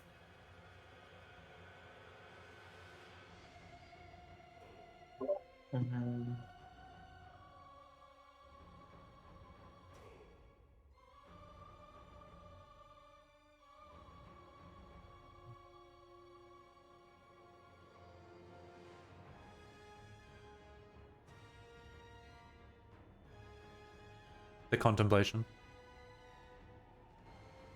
Hey, yeah, fuck. Well, it's just, I suppose, no, they're not. these seem like, I don't know, it's hard, probably based on the interaction we've had with them. Do they seem like smart creatures at all, or are they just sort of beasts? They seem to have intelligence that they have a task to do, and they seem to maneuver around the battlefield like they are seeing things that are happening. But yeah, Yeah. so yes, they've got intelligence on them.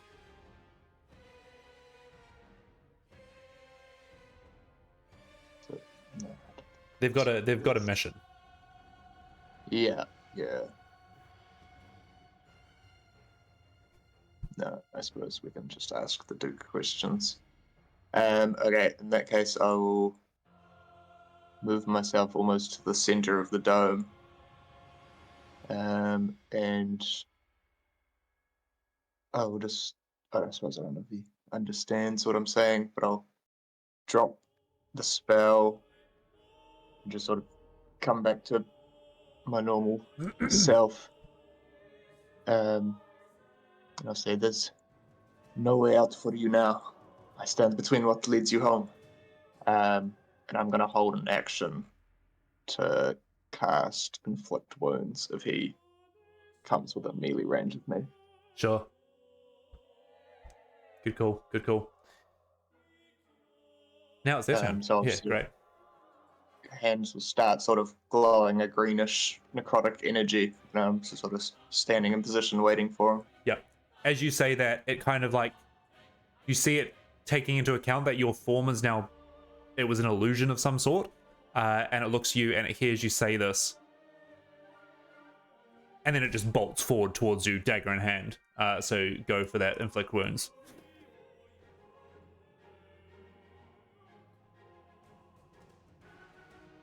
Ooh. That's only going to be an 11. At 11, as it bolts forward, you kind of like, you were ready to cast it, but it moves with such speed that you put your hands up and you just can't quite grab onto it, and it's going to attack you with its dagger. Sick. That is a 17 and a 19. It doesn't have disadvantage anymore because I dropped the spell to cast the other spell. No, it's got a multi-attack. Ah, sick. Both hit then. Cool. That'll be 11 points of piercing damage. And I need you to make a con save. As a reaction, Yep. I will remove the violence, so those stab wounds start to appear inside it, as well as this radiant kind of damage starts to nice. inside it. So it just needs to roll me a wisdom saving throw. 12? Fails, so it will take the same amount of damage. I believe it's with an attack. Right. So let's just say it's with the first, so it won't be 11, it will be whatever first roll was. Copy. That stabs into here and then sees this thing appear on itself, and it looks confused, but it goes for that second attack as well. What was your con save, Dale? Con save. That's going to be a big old 7. 7. As the dagger stabs into you, you feel poison start spreading through your veins. You are poisoned. But yeah, good call, Vargir, as it hurts itself at the same time. And then you see it kind of look down at the portal that is now a fog cloud underneath it, and it just like realizes that there's no way out of this. But it looks like it wants to kill the person that did that, and it thinks that that's you. Meanwhile, down by the Duke, this guy's, whoa, he is surrounded. What you gonna do? Who's the biggest threat? Biggest threat's probably the biggest guy. He's gonna multi-attack on you, Vargir. Yeah. I don't have my shield out, Or so my AC back to an 8 and a 3. Oh, both miss. Does not land any of the hits. Ghost, as it is not facing you, you're up. I'm gonna try to break some kneecaps. Oh yes, go for it. Also, because it's facing away from you, does that mean you'll bring your hammer and then like pulling back? No, just sideways. Oh, Like, yeah. In between the legs. So you're just like, yeah. That's a natural 20. Is it actually? It is. Let's go. Natural 20, and second attack is a 22 to hit. Go for damage. It's only a D. So 4 plus 9 damage on the first hit, plus 1 point of damage. So 10 points all up. All right. This kneecap thing. How do you want to finish this guy off? Hey. I imagine it's kind of accidental. I get the first strike in on the one knee, and I go to follow it up with the second, but I actually got it. And as it tips, its head comes into the path of the second and just caves the top of its skull. Yeah, love it. Vargir, you just see Ghost finally back from wherever he's come from, just absolutely pummel this thing into the ground. And then I will move with pace. In this direction. 25, 30. What's my run speed? Only 30. Yeah, right up alongside here. Nice. Okay. Oh, Molly Mole. Yellow. Right. Well, Hera's Duke got a is- dagger in her. Yeah. I was gonna say Duke is successfully protected. It's time to protect Hera.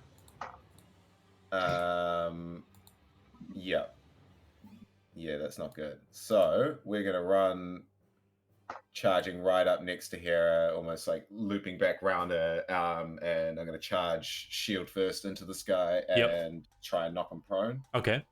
which I believe is contested athletics. Oh, For a dirty 20. for a natural one. Oh. Lovely. So he is prone. Yep. And then I think for my attack, I'm just going to jump on top of him and grapple him. Because Hera was yelling out, take this one alive, to the guards. Sure. As you struggle around, you see it kind of... It's still holding the dagger in hand. Like, it will swing at any point it gets. Yeah. But if that's you done, then Vargir. I mean, I'm sorry. And then is it not another contested athletics for the grapple? Or... Oh, sure. That's better. well, that one's a 22. 19. Oh. As you grapple it, and it's like, it's got its dagger in hand, you've got your hands around its wrist, struggling with it, but at the first chance it gets, it's going to try and stab something. But you can see that Hera's wounds are like kind of festering already with this poison. Roger. Big V. Yeah, I'm just gonna come straight next to the Duke. Yep. Gonna kneel down, place my hand on his wound, and I'll just lay on hands for about 8 hit points. Nice. As you cure it, you see that the poison inside still is kind of throbbing, but you bring him back to stabilization, and he looks up at you and gives you a nod. Quick thing. Yep. With lay on hands, if you use 5 or more, it cures or neutralizes poison effects. There you go. You see it kind of stop and then start to regress away, and he kind of takes a big breath and looks a bit more pleased that he has now not got poison running through his veins. Sure, cool. But I'll just kind of stick with him. Yep. Make sure, if anything, like, ready to probably hold another action to if anything hostile comes close. Yep. To protect the key asset. Cool. That brings us top of the round to Puck. So we're trying to take this thing alive. Puck is going to swing around to the other side of him. Yep. And he's going to, with the butt of the rapier, just try and knock him out. Go for it.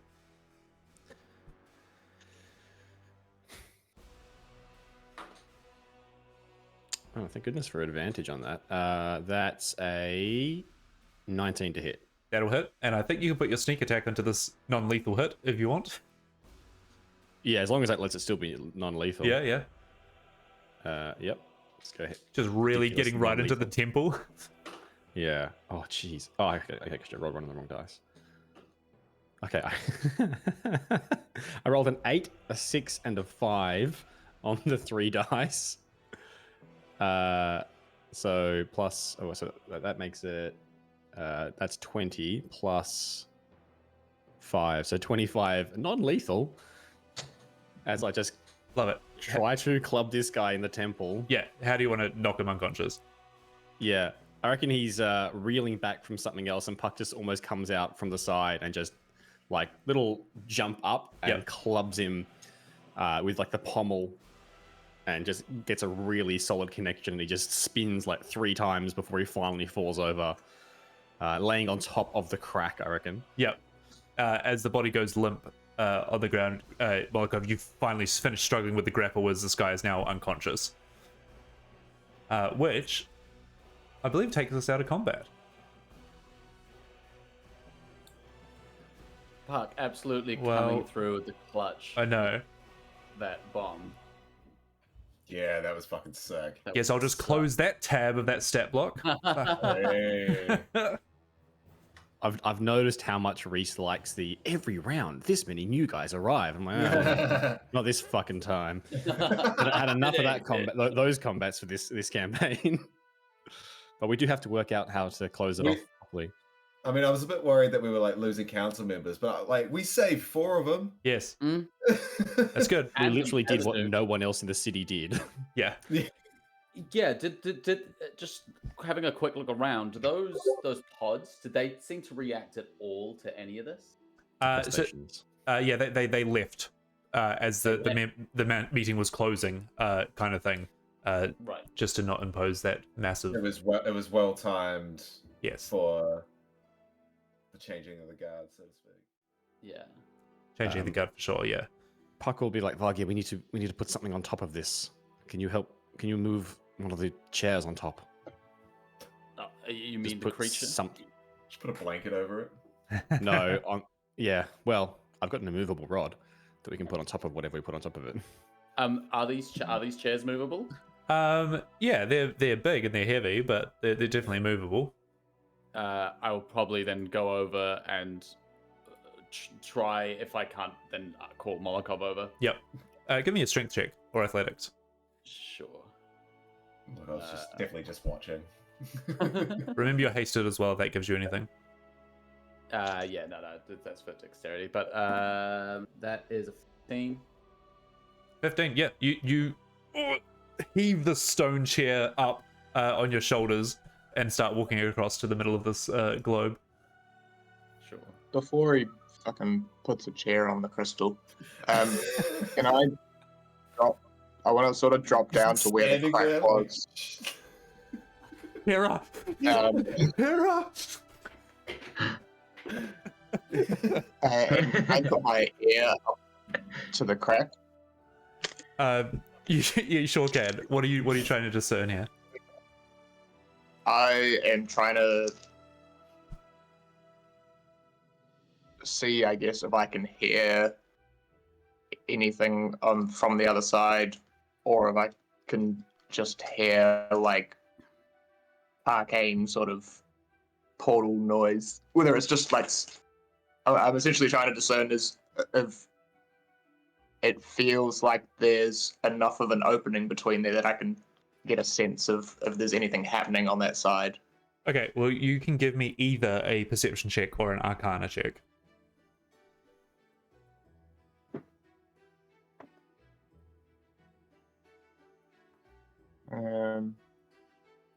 Go with the arcana because it's slightly more. That's going to only be an 11 though. An 11. You put your ear down next to this thing, and you can hear the winds of magic, the weave, as it is known. That this is on. It is connected to something. Yeah. And from what Vargia kind of mentioned to you at the start, that this is an end of something where the middle is wibbly wobbly. Yeah. Whatever. That's essentially what I was trying to determine. Is it a flat door? Is there we open this and you can peek through, or is it more a door into a portal? Correct. And there's the possibility of all sorts of entrances and exits. ideally from your studies, you probably know that this is connected to one. But you know that again, yeah, you don't just peek and you see through. You'd have to like travel and then you would go somewhere, but you kind of get the sense that you can't see exactly what's on the other side just by look. It's not a mirror. It's not like a straight door. It's like a passageway as such. Yeah. Yeah, magical travel is fun. Correct. For the brain. Yes. Varg is now shaking with his arms next to you. I haven't noticed. I'm stunned. While this is happening, Absolutely taking your time. can the first thing I do is go over to this possibly deceased council member and just give a medicine check to see if it's too late or if there's a chance I can save one. Give me a medicine check. Not with a natural 2. Natural 2 means that you don't know how long this took, but you can tell that this person, the poison has spread, and you are looking at a dead body. The Hera entity. poisoned as well? Sorry? Is Hera poisoned as well? Is that what that green dot is? Yes. Ah, Yes, okay, so you do feel kind of not well, Hera. You're this is not good. Your vision's starting to go. That's probably why I'm still on the ground. I lay down to listen and try and peek, and then went to get up and was like, well, actually, I might just take a rest. I will pop the chair down and do the same. I'll put my hands on Hera and As you do put the stone chair down on this crystal, you do hear a little kind of it's not going to break, but the stone chair does not belong on top of this crystal.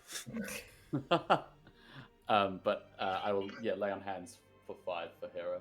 Nice, which will cure poison as well. Handy, very handy. As here you heal 5 hit points and you feel that poison just kind of leave your body. Vargir, you feel that you are pulling the poison out. Like not only are you closing these wounds, but you are stopping this from spreading.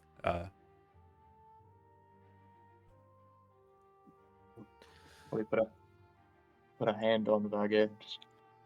I'll always count on you for the fight. Just glad you're okay.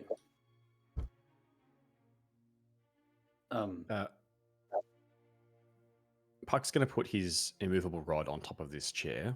Okay. And activate it. So it's just locked down. And then he's going to call out to the Duke. Do you have anyone in the city who can fix this? Or what even is this for?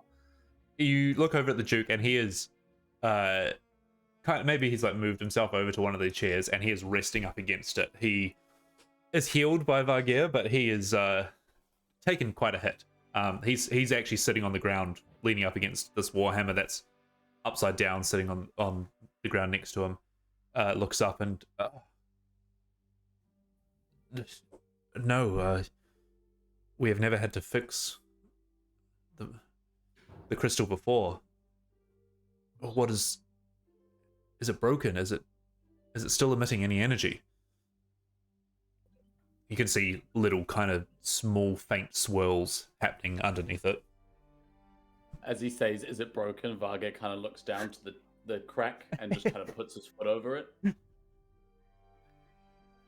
It cracked. That's how they got in.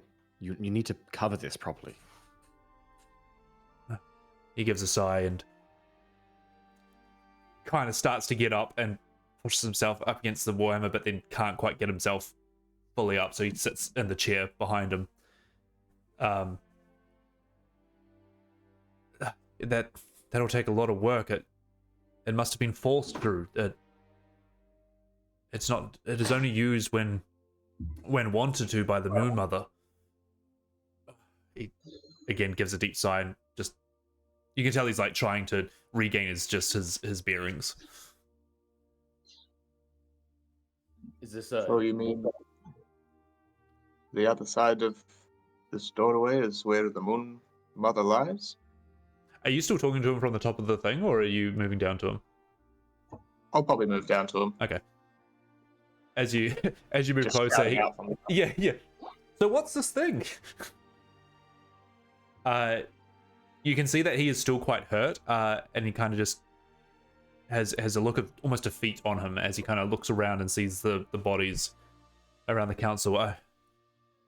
Yes, this connects to the Moon Mother and her. I'm trying to think of another word for Lear. Domain. Domain. Den. Her den. But usually she talks to me through the mind, and sometimes we send things there, but with it cracked, someone has forced their way through. This is not good. An ambush of some sort. It's maybe what I believe was true. Something is corrupting the Moon Mother and her domain. Is This is there not any way to seal this door? Sorry. seal.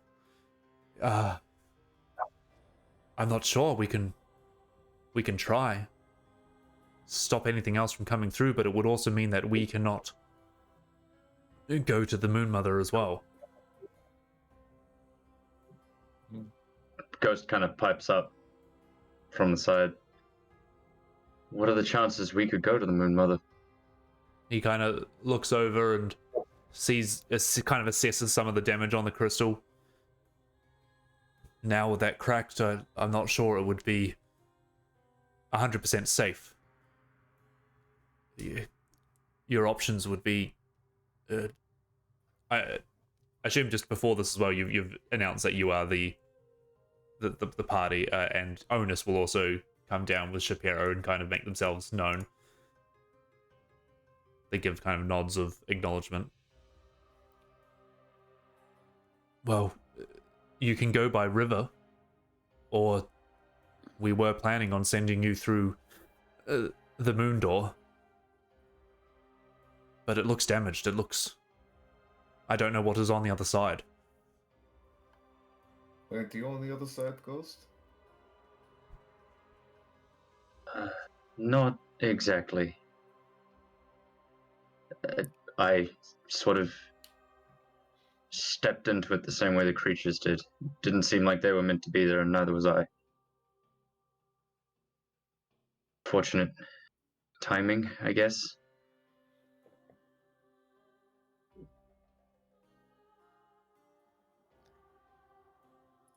Well, if river's the only way up, I guess.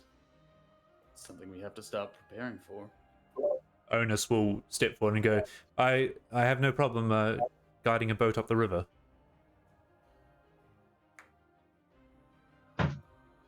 You have to deal with this here. You can't leave it as it is. You must put something over the top. I will. Yes, I will. I'll contact the school. They might have some. Yes, there is a school here. It's a preschool. Settle down. Yeah. Alabaster Academy. He was. I will contact the scholars at Alabaster. They might have something, and we. You see, he's a bit disappointed that we might have to use some magic, some arcane protection on this thing, but I can entrust you that that won't get out to the city. We don't need to cause any more fear. We need to. You see him start going to a spiral of we need to send out a message that this was a one-off. We need to contain the panic. We don't need everyone. This was not a one-off. We've seen these creatures before. Where? They attacked us as we flew our airship in. We have not seen them in the city before, but they look like almost an abomination of our kind. The wings, the tail, the color's not quite right. I don't know where they come from, but you must prepare the city. You must be ready for another attack. Something is after you and trying to stop us from getting to whatever it is that's causing this for your people. He gives a nod. Yes, I believe the attack on the council was to cause distrust and chaos within the city. You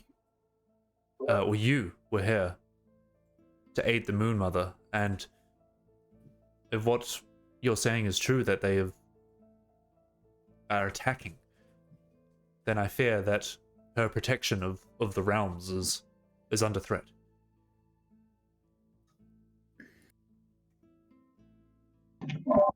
Tim, had I ever heard of the Undying Court before it was mentioned to me earlier? Give me a history check.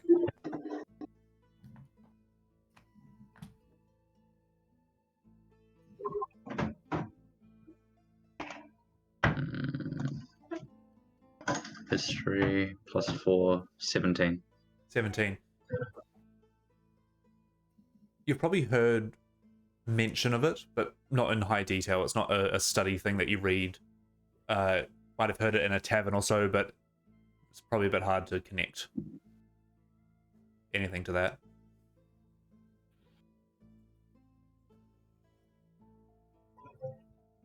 Cool.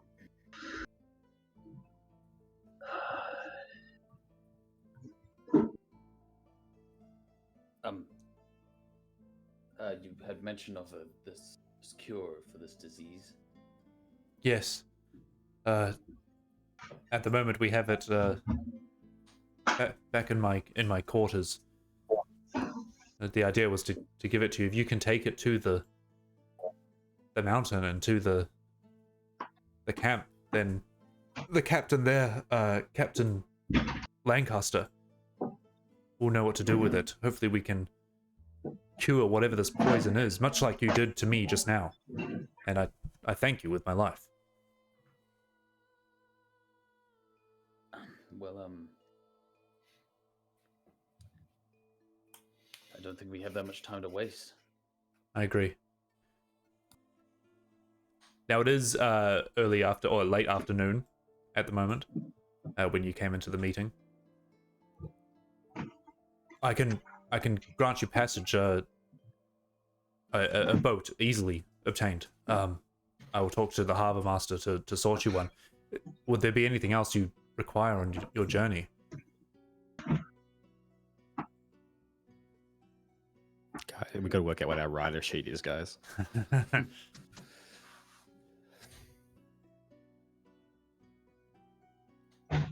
Have a think about it. Let's retreat to the quarters. And at this point now, the guards are streaming in and like investigating the bodies and stuff. The Duke gives them a wave that you guys are okay. Let's retire back to the quarters. I will head there. You can come now, or you can join in a little bit. I just have one quick question. Your magic bugs. Yes. We encountered them out in the wild. Is there any way to avoid that? You see him kind of give quite a long thought about it. We can call them off. We have parties scouting out in the wilds to stop, well, magic being used outside the city. They don't report to anyone directly while they are out there, but I can recall them. It will come at a cost, though. It means that not only can you use your magic, but the others can too, if you say they are a threat.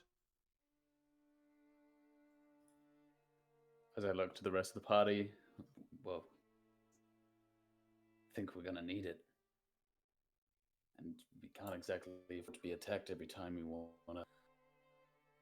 How far do your scouts go? A day, 2 days travel away from the city. And how far are these mountains? Probably just over 2 days. I think we are traveling by river. I think it's worth the risk to not use magic. I don't like the idea of dropping the city's defenses. I agree. I don't see any point in adding more risk. We've relied on our basic skills and senses before to get us through things. Why not do it again? Your claws are still sharp, yeah, Hera? Get off your phone.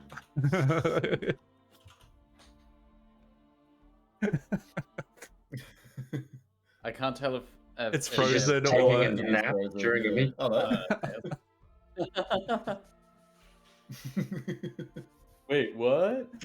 Wait, what? We're talking to you, not about you here. Sorry, I was lagging for a second there. Just hear a face first in a book. yeah, just reading. Just already moved on. Like, oh, you guys are still talking to him? Jesus. What did you say? Sorry, what did you ask? I can't even remember. I just threw something at you and you weren't listening. Sorry, the internet lagged out for a second there. Oh, good. Oh yeah, mine's been doing that too. Have we retreated to the Duke's quarters? Is that where are we still? He, Run away. no, he's on his way. Unless you want to do something in this area. No, I was hoping we were away from others and the rest of it. Yeah. I would like to ensure that I pick up one of the headbands before I go. Sure. I'll say that each of you have your own still on you, but you can pick up another Except one. me. I just want to make sure that I have one. One, on sure. me. What are we gonna do with that guy? 'Cause I'm pointing at the Oh yeah. knocked out, corrupt. Yeah, so platonic creature. the guards. So now the guards have come in, and they are, moving the rest of the bodies away, and now they're getting to that one that's unconscious. And the Duke is about to go to his quarters, which are still at the venue. So, it's your choice. What would you like to do? Should we talk to the guards and then head off? I think we should at least try and get some sort of interrogation happening with it, if possible. I'm under the assumption it'll speak the same language as them. Presumably. They come over to it and start. Hey, I don't think this one's dead. No, that's intentional. They look over at you. Oh, the Duke has already given the pardon to you guys that you are trusted. Oh, what do you mean? It's not dead. Should we kill it? He starts drawing his short sword out. I think we can wait. Hera, you want to maybe explain why? Oh, yes, well, I was hoping we could maybe try and ask it some questions when it regains consciousness. Do you have holding cells or some sort of jail system? Yes, of course. But we can take it there for you.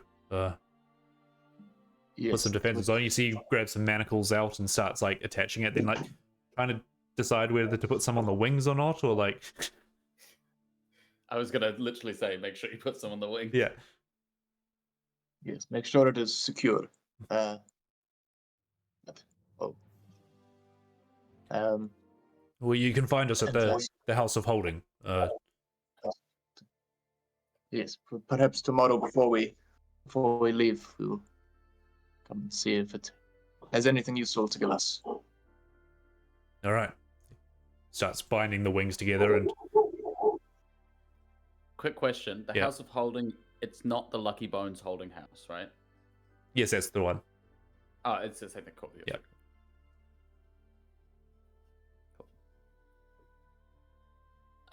Then I guess once I'm Vage will probably start following along, like Sure.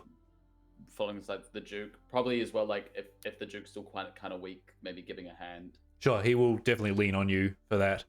Yeah, sure. And carrying his warhammer along as well. But you get to his quarters, which is a kind of... He doesn't permanently reside here, but it's definitely a place where he can sit and wait for the crowd to disperse before moving around the city again without everything being on focus to him. But in this chamber, it's a lot smaller room. There's some ornate pictures and stuff around. and he rests the hammer up against the wall, and sits on almost like a long couch kind of thing, and takes a breath. You can tell he's quite exhausted. Sorry, I didn't catch your name. Talking to you, Vargir. My name's I'm Vargir. Oh well, thank you for helping me and saving me. Are you any sort of leader of this party? Definitely not. No. He kind of gives a grin and goes, "Of course." I would more give that to maybe Puck or Molokov. As you kind of like start trailing off, he's already like given the grin and turns under a shelf and pulls out a kind of a little bag, maybe, you know, like a handbag kind of size. Inside here is the cure that we have for north of the city. Now, I don't know whether it will be enough, if what you say is true, but I would like to entrust this to you to get it to the site and help my people be rid of this blight upon our land. I'll make sure I get it to them and help your people. So he will give you a bag of holding that has something inside of it. Sure. I imagine that like Vargir opens it up to see the potion, but sees just like a pit of darkness. Yep. And is just absolutely confused. You will need to reach in and think of what you would like to pull out. And the cure is in there. At the moment, it doesn't hold anything else. But please, Insight check. Sure, roll an insight check. What are you trying to incite? At the moment, it doesn't hold anything else. It's not a bad roll. So I don't have a good modifier. 15. 15. He's telling the truth. Okay. That's fine. He will clasp it around your hands closed and go, pull this out when you need to use it. We do not want to waste it. He'll tie it up, wrap it up, kind of tie it onto like his many little like man-made skin satchels. Imagine it's like one. It's probably like the fanciest piece of like fabric he's got on him. Everything else is just like completely disheveled. Your word seems true, Vargir. I won't call you leader of the party, but when you help me and you help a Dragonborn, the Dragonborn help you back. Your name will be known in the city, and you will be welcome through any door. I trust in you to rid this world of whatever is affecting the Moon Mother. And with you and your companions, I entrust the safety of our city. Will you do me the honor of taking the Moonhammer with you? That as he's pointing to the Yeah, he gives like a nod and puts himself up and kind of like pushes your hand away if you try to aid him. No. This is an honor that was given to me by the folk of Kubara when we were but tribes and living in huts. This hammer has helped forge the city and forged the path forward from war and devastation. I now entrust it to you to keep up that protection of the lands. And he will not swing it, but like tilt the hammer up, so now the hammer is up at the top, and he will get down on a knee and gesture it towards you, Vargir. Um, yeah, kind of like slowly reaches out and grabs it. Like a tiny bit of hesitancy, like that's a lot. Yep. But yeah, eventually does grab it. As you wrap your hands around it, you feel Tin on your shoulder. Give me a wisdom check, please. Actually, give me a charisma check. Sure. 17 plus 4, 20, 21. You don't hear Tin's voice, but you feel her presence of what she's trying to convey, in that she says, although power does not rest within your weapons, symbols rest within what people can see. And you feel a kind of a shudder of energy as the room kind of takes on a whitish glow. And you can add an item to your inventory. Yep. You can add the Sun Forger, except we're calling this the Moon Hammer, and instead of fire damage, replace that with radiant damage. Wow. Okay. This is incredibly humbling. Thank you. This comes from the same rock of the moon that the Moon Mother was born from. Upon seeing it, she will not harm you or your party. And if you want, you can read out that description. Of what it does. Yep. So you gain so it's a +2 magical weapon. As an action, you can hurl the weapon up 120 feet to a point you can see. When it reaches that point, the weapon vanishes in an explosion, and each creature in a 20-foot radius sphere centered on that point must make a dexterity saving throw, taking 66 radiant damage on a failed or half as much on a successful one. Afterwards, you can use an action to cause the weapon to reappear in your empty hand. You can't cause it to explode until you finish a short or long rest. If you don't call the weapon back to your hand, it reappears at the point where it exploded when you are no longer attuned to it, or when 24 hours have passed. Fuck. Cool. As he stands up, and you can see a little bit more life has come into him, but he still is short of breath, and he goes, "Now, take what you will from the city, and prepare yourselves. And when you return, I hope that you bring good news. I will prepare defenses. I will close the portal. Is there anything else you require?" The rest of the party have kind of now all joined in the room together.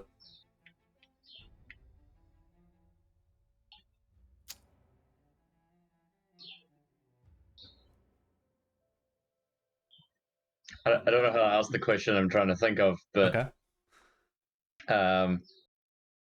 fill me in. So there's this moonstone, this crystal that is now cracked, which Yeah. is supposedly linked directly to the Moon Mother, Yes. who we know as Moonbiter, Yes. who is a dragon. But we're still to continue with our mission, which is to bring this antidote for this poison, but that doesn't necessarily have anything to do with what we just saw, which is the direct corruption channel that leads to the Moon Mother and these creatures have come from. So he did say it. Yeah, all linked. Go again, Dale? I think, aren't we working off the assumption that it's all sort of linked together? Whatever's corrupting the Moon Mother is also corrupting and poisoning from up north? Correct. Right. Okay. Cool. This is Thanks just for that. them That's all I need to know. forcing their way through the doorway, or a doorway, as opposed to just approaching the walls, sort of thing. Yeah, so he did say just before that when the Moon Mother wills the portal to be open, there's no, like, people can just pass through, but if she's being corrupted or if they're forcing their way through, that's why it came through and broke it. Understood. And so, help me out here with just context of what Ghost knows and understands in this whole scenario. people have, from his words, people have gone through the portal to the Moon Mother. That is correct. It is an entity that absolutely exists, and people have been there, so therefore they know the location of her den. The Duke definitely does. The Duke definitely does. Okay. I wouldn't say that this portal was for every Bob and Sally to walk through. Understood. Yep, of course. Cool. So, in that case... Yep. As a ghost's thoughts are like processing. Yeah. As I get back in context of what we know and what we don't. Once we complete our mission, perhaps we can do further services to the city and to the Moon Mother. He looks interested. If you would give us such guidance as to the location of her den, perhaps we can help her too.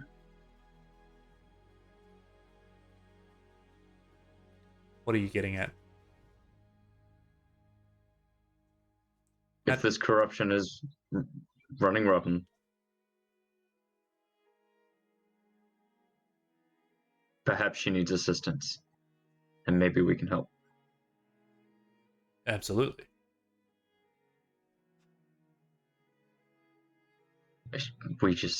We don't know how to get there. He will happily show you on a map upriver how to get there. Cool. Basically, he's giving you two options here. You can attempt to go through the portal that is now cracked and broken, or you can take 2 days by river that he has secured you a boat for. So they're the same location. They're the same location. The location of boat. Okay. I'll just go fuck myself. May as well figure it out now. Thank you. That was all. What do we need for 2 days of travel?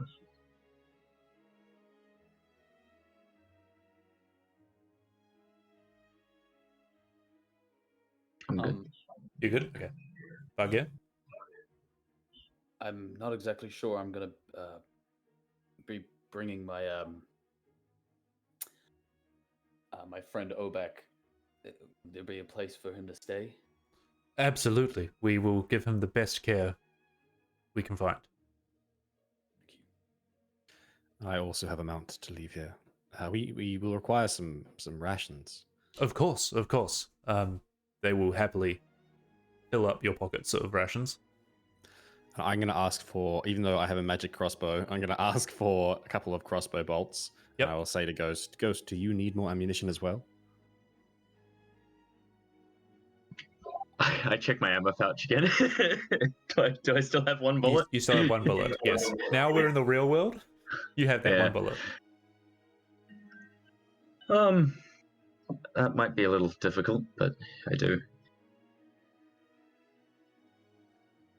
I don't suppose. He will investigate the firearm and... Interesting. I believe we can source some from our inventors in town, who would be more than happy to talk once they're not in a panic or locking down. You can roll me a d12, please.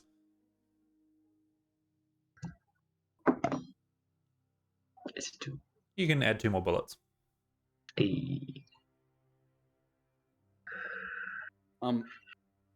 I look to the rest of the party. There is also the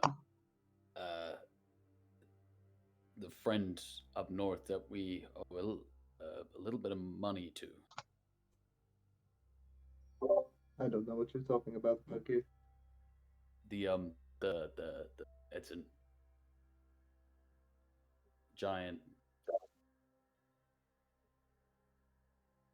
As I recall, we don't owe him anything. He is up north, and Yeah, he did say he'll. Don't cross the bridge until you have to cross it, right? Unless you're already halfway across the bridge. And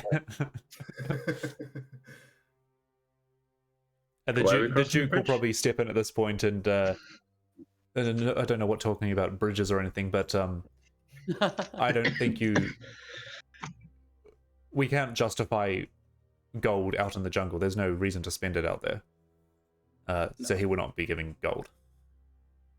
No. As this kind of montage of an afternoon kind of comes together, What about I would like to ask him about potions and just if we could maybe secure a health pot or two amongst this. Yeah. You can purchase health potions for what do we got? I think they're 25 a pop. 25 a pop, lovely. I would grab. Oh, since I've got one in my inventory, so I'm gonna grab 6 of them. Right, and it's just healing potions. Potions of healing, yeah, they 2d4 plus 4 standards. That's 150 gold.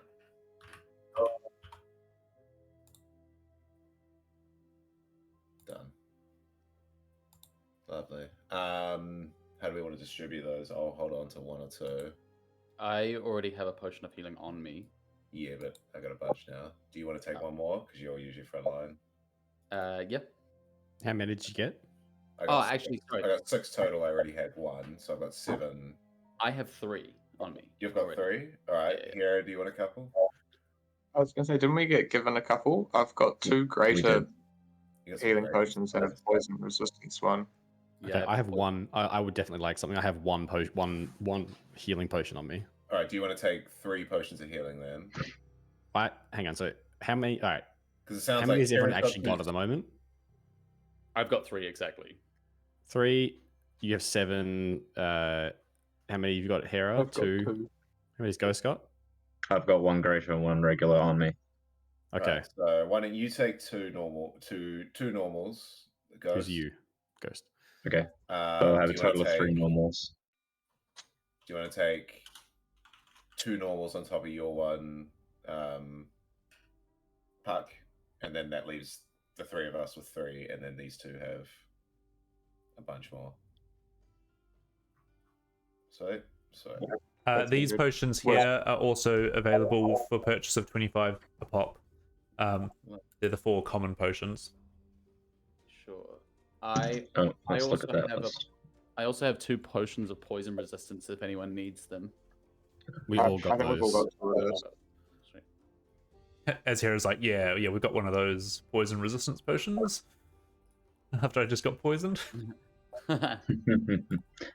Well, I will buy. I don't have my notebook, but I'm pretty sure I had 1 of each of these: the potion of climbing, the potion of comprehension, the potion of watchful rest. On me, I will purchase another 1 of each. I just want to have a look at them. Yeah, I was gonna say I'm gonna grab 1. Climbing gives you a climbing speed. Comprehension allows you to read any script, and it allows you to take a long rest without sleeping. Yeah, I'm gonna grab 1 of those. And how much were they, Reese? 2 each? 25 each. 25 each. Okay, I'll grab a watchful rest as well. Might be useful in case we need it one night. Yeah. I'll also see if I can get from just a local smith or something a series of caltrops, like almost mortar shot, like steel balls about the size of a golf ball, some basic chain, and some silken rope. Just scraps of it, nothing of significant length. Sure. Let's call it 20 gold all up. All right. There was one more thing I was gonna. Just for questions about, because I attached the bag of holding to my inventory and I put just the cure in it. Not that I was thinking of accessing it straight away anyway, but in that sense, when he was saying don't open it, like was he saying don't pull it out, or Correct, like kind of just leave just that in it, like? No, just don't pull it out until you need it. Sure. Then yeah, I will talk to Ghost. Ghost, I got one of these things. I think you have something similar, right? But I have no clue how it works. It's got the cure in it. As I'll show, open the bag and show Ghost the Gross. Gross.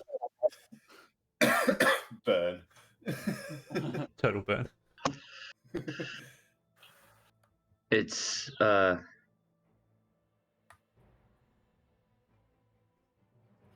yes. Let me oh, I don't have that spell yet, do I? Do I? Wait, hold on. I have identified, don't I? I've done this before. I'm sure you have. That's a first level spell. Yeah. D&D Beyond's being real dumb right now. I do. I have it. It was doing things to me I'll earlier just as well. I'll just cast Identify and confirm that. I don't know if Identify will tell me what's in the bag, but just I'll see if I can use that to pick up on whether there is, in fact, a something in there. You can use the identify, but you will identify that this is a bag of holding, and it can hold Understood. things in a pocket dimension, and you reach in, and yeah, you get the explanation of the bag of holding. Yep, understood.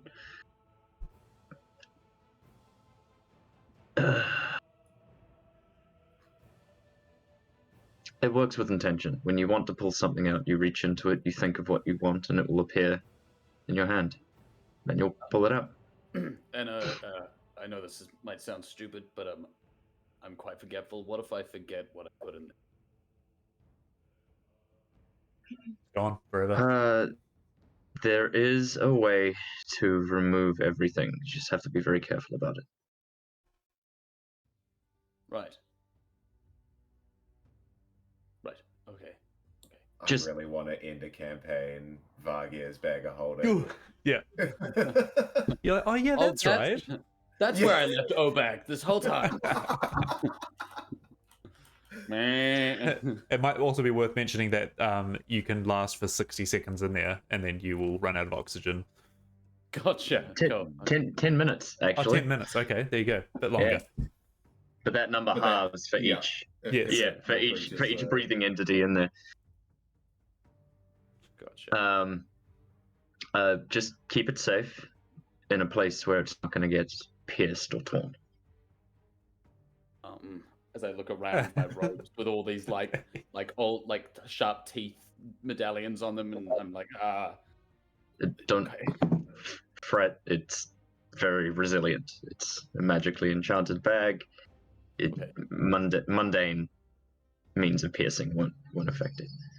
Okay. Little bit of stress. It's fine. Don't worry about it. I've seen you more confident about talking to crowds of people and motivating entire groups to join a rebellion. This is a bag. You'll be fine.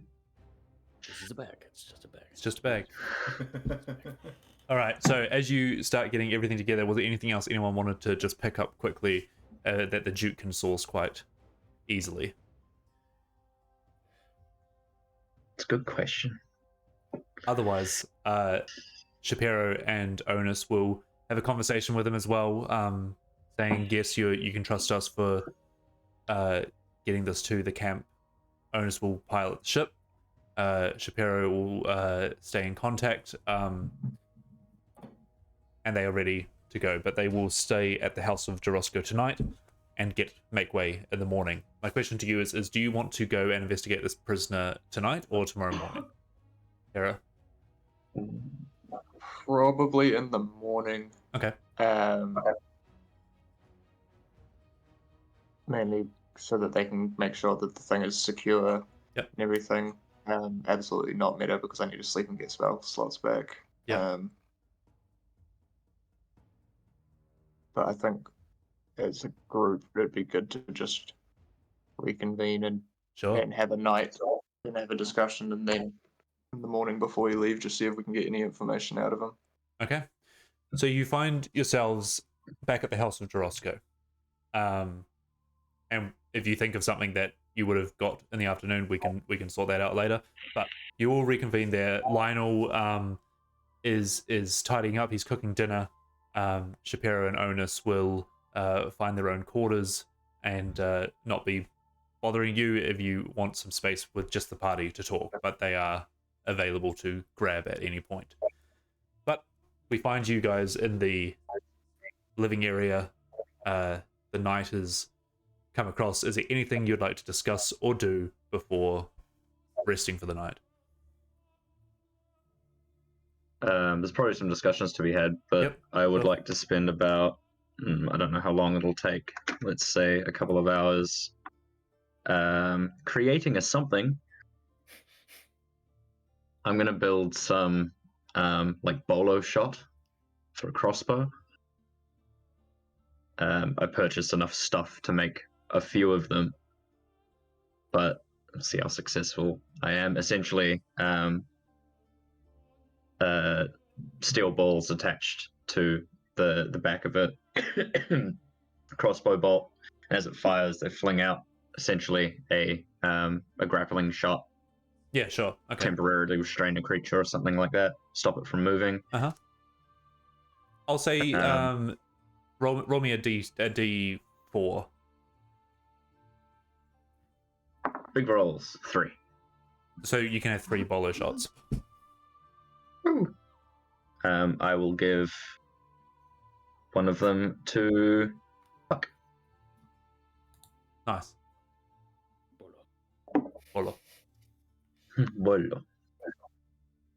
Yeah, I'll say, like, out of all the rope and stuff, you do some practice ones and stuff, but yeah, you get 3 functional ones that you know will work for sure. So 1 to Puck and 2 to you. Wonderful. I'll write that down in my notebook when I find it.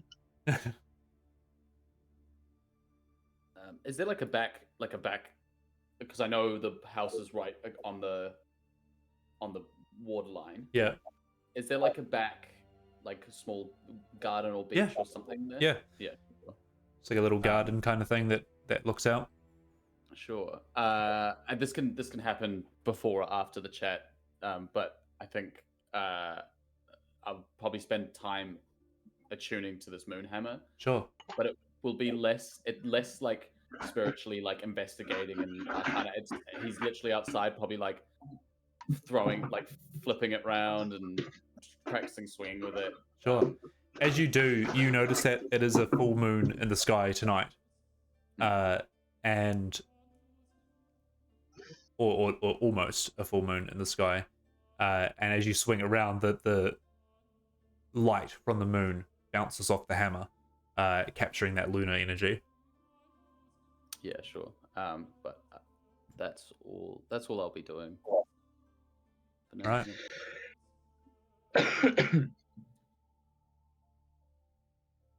So, hi. Any questions?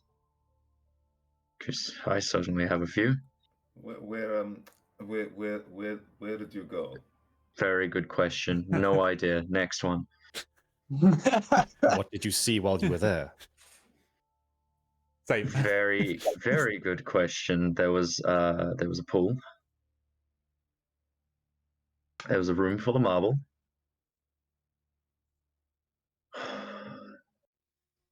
any of you ever heard of something called the Undying Court?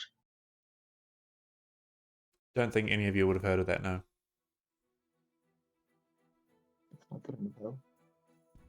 Is there any symbols or insignia? Nothing. Sounds like a metal band. You're very cool, metal band. Have any of you heard of Slipknot? They've got a quest for me. Just trying to think of any of Hera's posters in the dorm. Oh, that's What There is. There's a cover band called the Undying Cortez. Anyway, what else did you see? There must have been something. there was an entity there, robed in red, wearing a golden mask. Oh my god. Oh, fuck.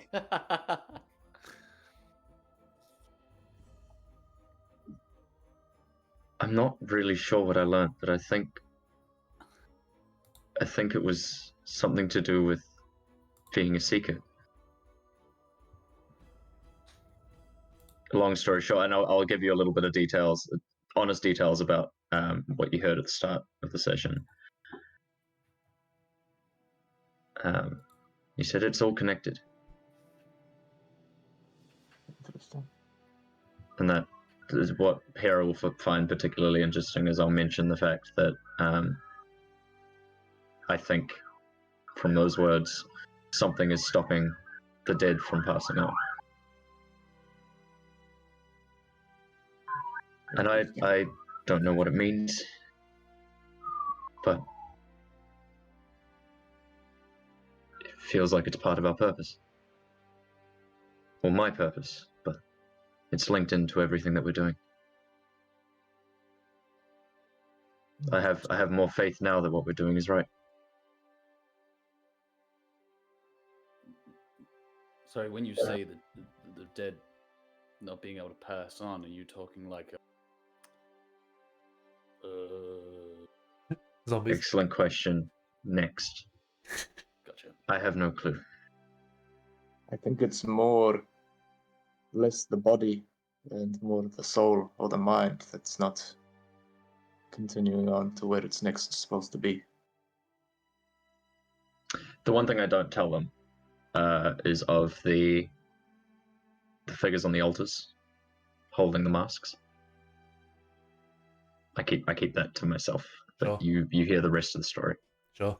Do you describe what the mask actually looked like?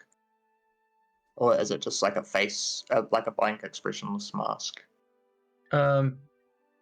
If you ask, I'll tell you that it was just horned, but just blank, featureless outside of having eye holes. There were no symbols. There were no patterns.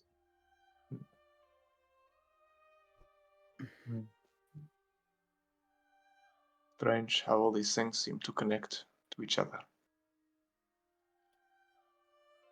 Such is the magic of magic, I suppose. Did anything happen to you? Are you okay? I mean, last I heard, you were just covered in red and disappearing. I don't imagine that's a very comfortable process. It's surprisingly peaceful, actually.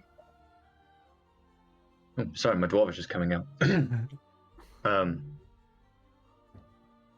It was strange and unfamiliar, but not painful, and it didn't feel dangerous. It felt familiar. I'm glad you're back with us. Put a hand on your shoulder, kind of like nice little comfortable grip. I'm glad to be here. I really hope Onus doesn't mind if I keep this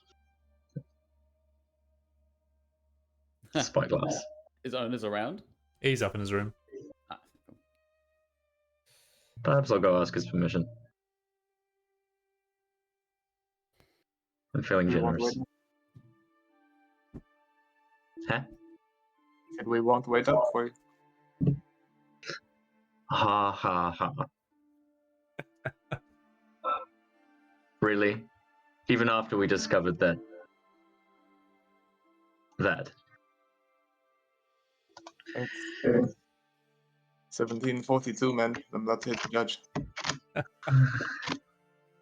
All right. So, with discussions coming to a close, I assume everyone is finding their rest for the night. I will go knock on Onus's door. Sure. Takes a second or so, but then the door opens. Onus and Shapiro are both in the same room. And Onus will open the door and, oh, Ghost. What can I do for you? We didn't really get the time to. Oh, I think this might be the first time I'm just speaking to him. Correct. Didn't really get the chance to catch up after you came back. No, I you borrowed something of yours. ran off without leaving a note or anything. Rude, right? Anyway, what were I you would have brought you flowers, but they didn't have any in the weird. You see a grin just crawl across his face, and it's right. I forgive you this time. I will hold up and offer to him his own gem of true seeing. I was wondering where that went. I hope you got all the use you needed from it. That and more. I'm sorry if anything we've done in the last 24 hours has broken your trust, either of you. You see Shapiro's in the back. He's not actively listening, but he kind of raises his eyes at that. Onus will reach forward and grab the gem, give it a once over, and it comes in handy when it needs to. And he will put it in his pocket. Sure does. I trust our secret is safe with you. As long as mine is with you. Gives a nod. Well, To that, I look in Shapiro's direction because I know he knows my name. he's back to his book now. Yeah, good. Well, better get some rest. Got quite a travel ahead of us tomorrow. I would say sleep well. And I wink. Closes the door. As you all And- are gone. Yep. I come back downstairs. Oh, And oh, that was refreshing. no one else is downstairs except Lionel. He's just like, sure, all right. Damn it. You're not fooling anyone. But as you all go to your respective rooms, preparing the gear that you had, connecting the dots from the clues that have been dropped, you will lay down for a long rest before sailing out of New Throne tomorrow. And with the sense of adventure, we will level up to level 5.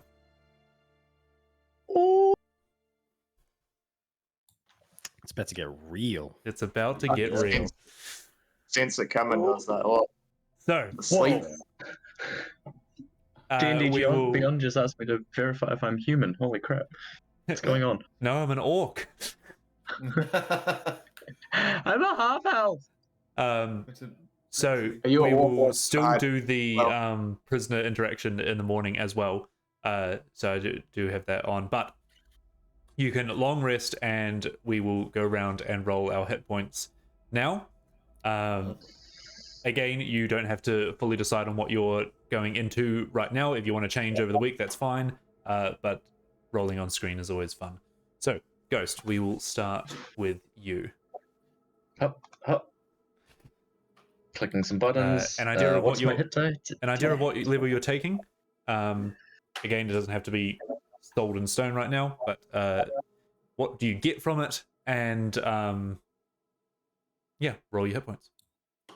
I do believe I'm going to take another level in Artificer. Love it. We're still finding out, we're learning things about ourselves, but we haven't quite gotten there yet. That will give me an extra attack at 5th level, Here we go. Oh, nice. and another 2 You can re-roll hit ones. points. Damn. That is another 2 Okay, on the dice. that's all right. You got the spirits watching over you. I do indeed. Although my hit points are now the meaning of life. So Nice. here we are. Next up is Molokov. Alright, well, I too will be taking my 5th level on Artifice. Can't skip out on that extra attack. Yeah. And I believe we also get our 2nd level spells. Here we Yes. do. Ah, Should be reroll ones. Yep. Savage. Okay, cool. That's another 3 plus the con. Oh, so many spell slots. Yeah. Yeah. Just went from 3 to 6. Nice. Ooh. Nice. So a total of 45 HP now. 45 total. Nice. Next up is Puck. Ooh, okay, yeah, I'm gonna take another level in Rogue, which gives me Uncanny Dodge, Oh, nice. and we're gonna roll. That is 6 points Nice. plus my. Plus Oh, your it con. automatically does the Constitution. Yeah, All right. cool. That puts me on 45. Nice. 45 bros. Next up is Vargir. Yeah, that's an 8. An 8. Very nice. So, math, fucking math. 42. So that puts me a max on 47. Nice. Nice. And last. and, oh, you're gone? Oh no, I was going to say, and I will be riding this wave, and I shall continue to be a paladin. What does that get you? I get extra attack, but Level which is great. Level 2 spells? I And believe you Oh, yes, also and unlock level level 2 2 spell slots. I do. Nice. That's Ooh, those divine smites are gonna get spicy. Bigger spite. Love it. And last but certainly not least is Hera. I roll my HP. Yeah, nice. So.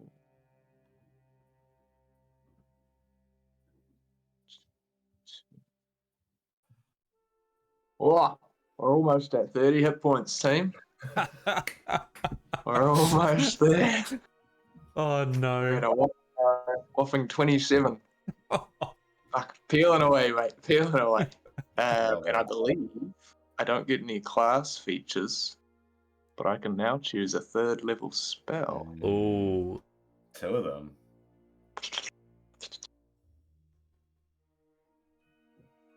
Third level spell for a wizard. Why is that? Ooh-wee. And sticking with the theme, I was going to say, not there's, sure which one. Yeah, there's 2 that have there's peaked. a quintessential necromancer one at level 3, I'm pretty sure. There's a couple zesty ones. Does anyone else's proficiency bonus go up as well? Oh, yeah, that's the other Yeah. thing. Yeah, that's a big deal. Yeah. Very big deal. Yeah, because if I go... So you don't have to choose a spell right now, Dale. No, I'm just looking at them. All right. And with that, we will. Oh, we get some spicy spells. Yeah, we've got some cool options now. Oh And yeah. we get to just prepare them every day. Yes. Could be like, actually, I want to do this one today. When we So just. not used to that still. Yeah. Michael just Gaslight. spends an hour preparing his spells. Please prepare both of before the us. session. It'll be both of us now. Oh, Actually, well, you've got plus- some cool. What's your auto prepared ones? Oh, that you I'll, get? I'll let you know one of them. I do have access to Branding Smite, Ooh, Nice. which is fun. So Is that that just like allows with me like to do. a cow prod? Just like. Love it. Well, it's radiant damage, so I'll figure out flavor for it. But It's an ox prod. Yeah. How dare you? I feel like that took you longer than I thought it should. It did. I was reading something and So it deals 2d6 radiant.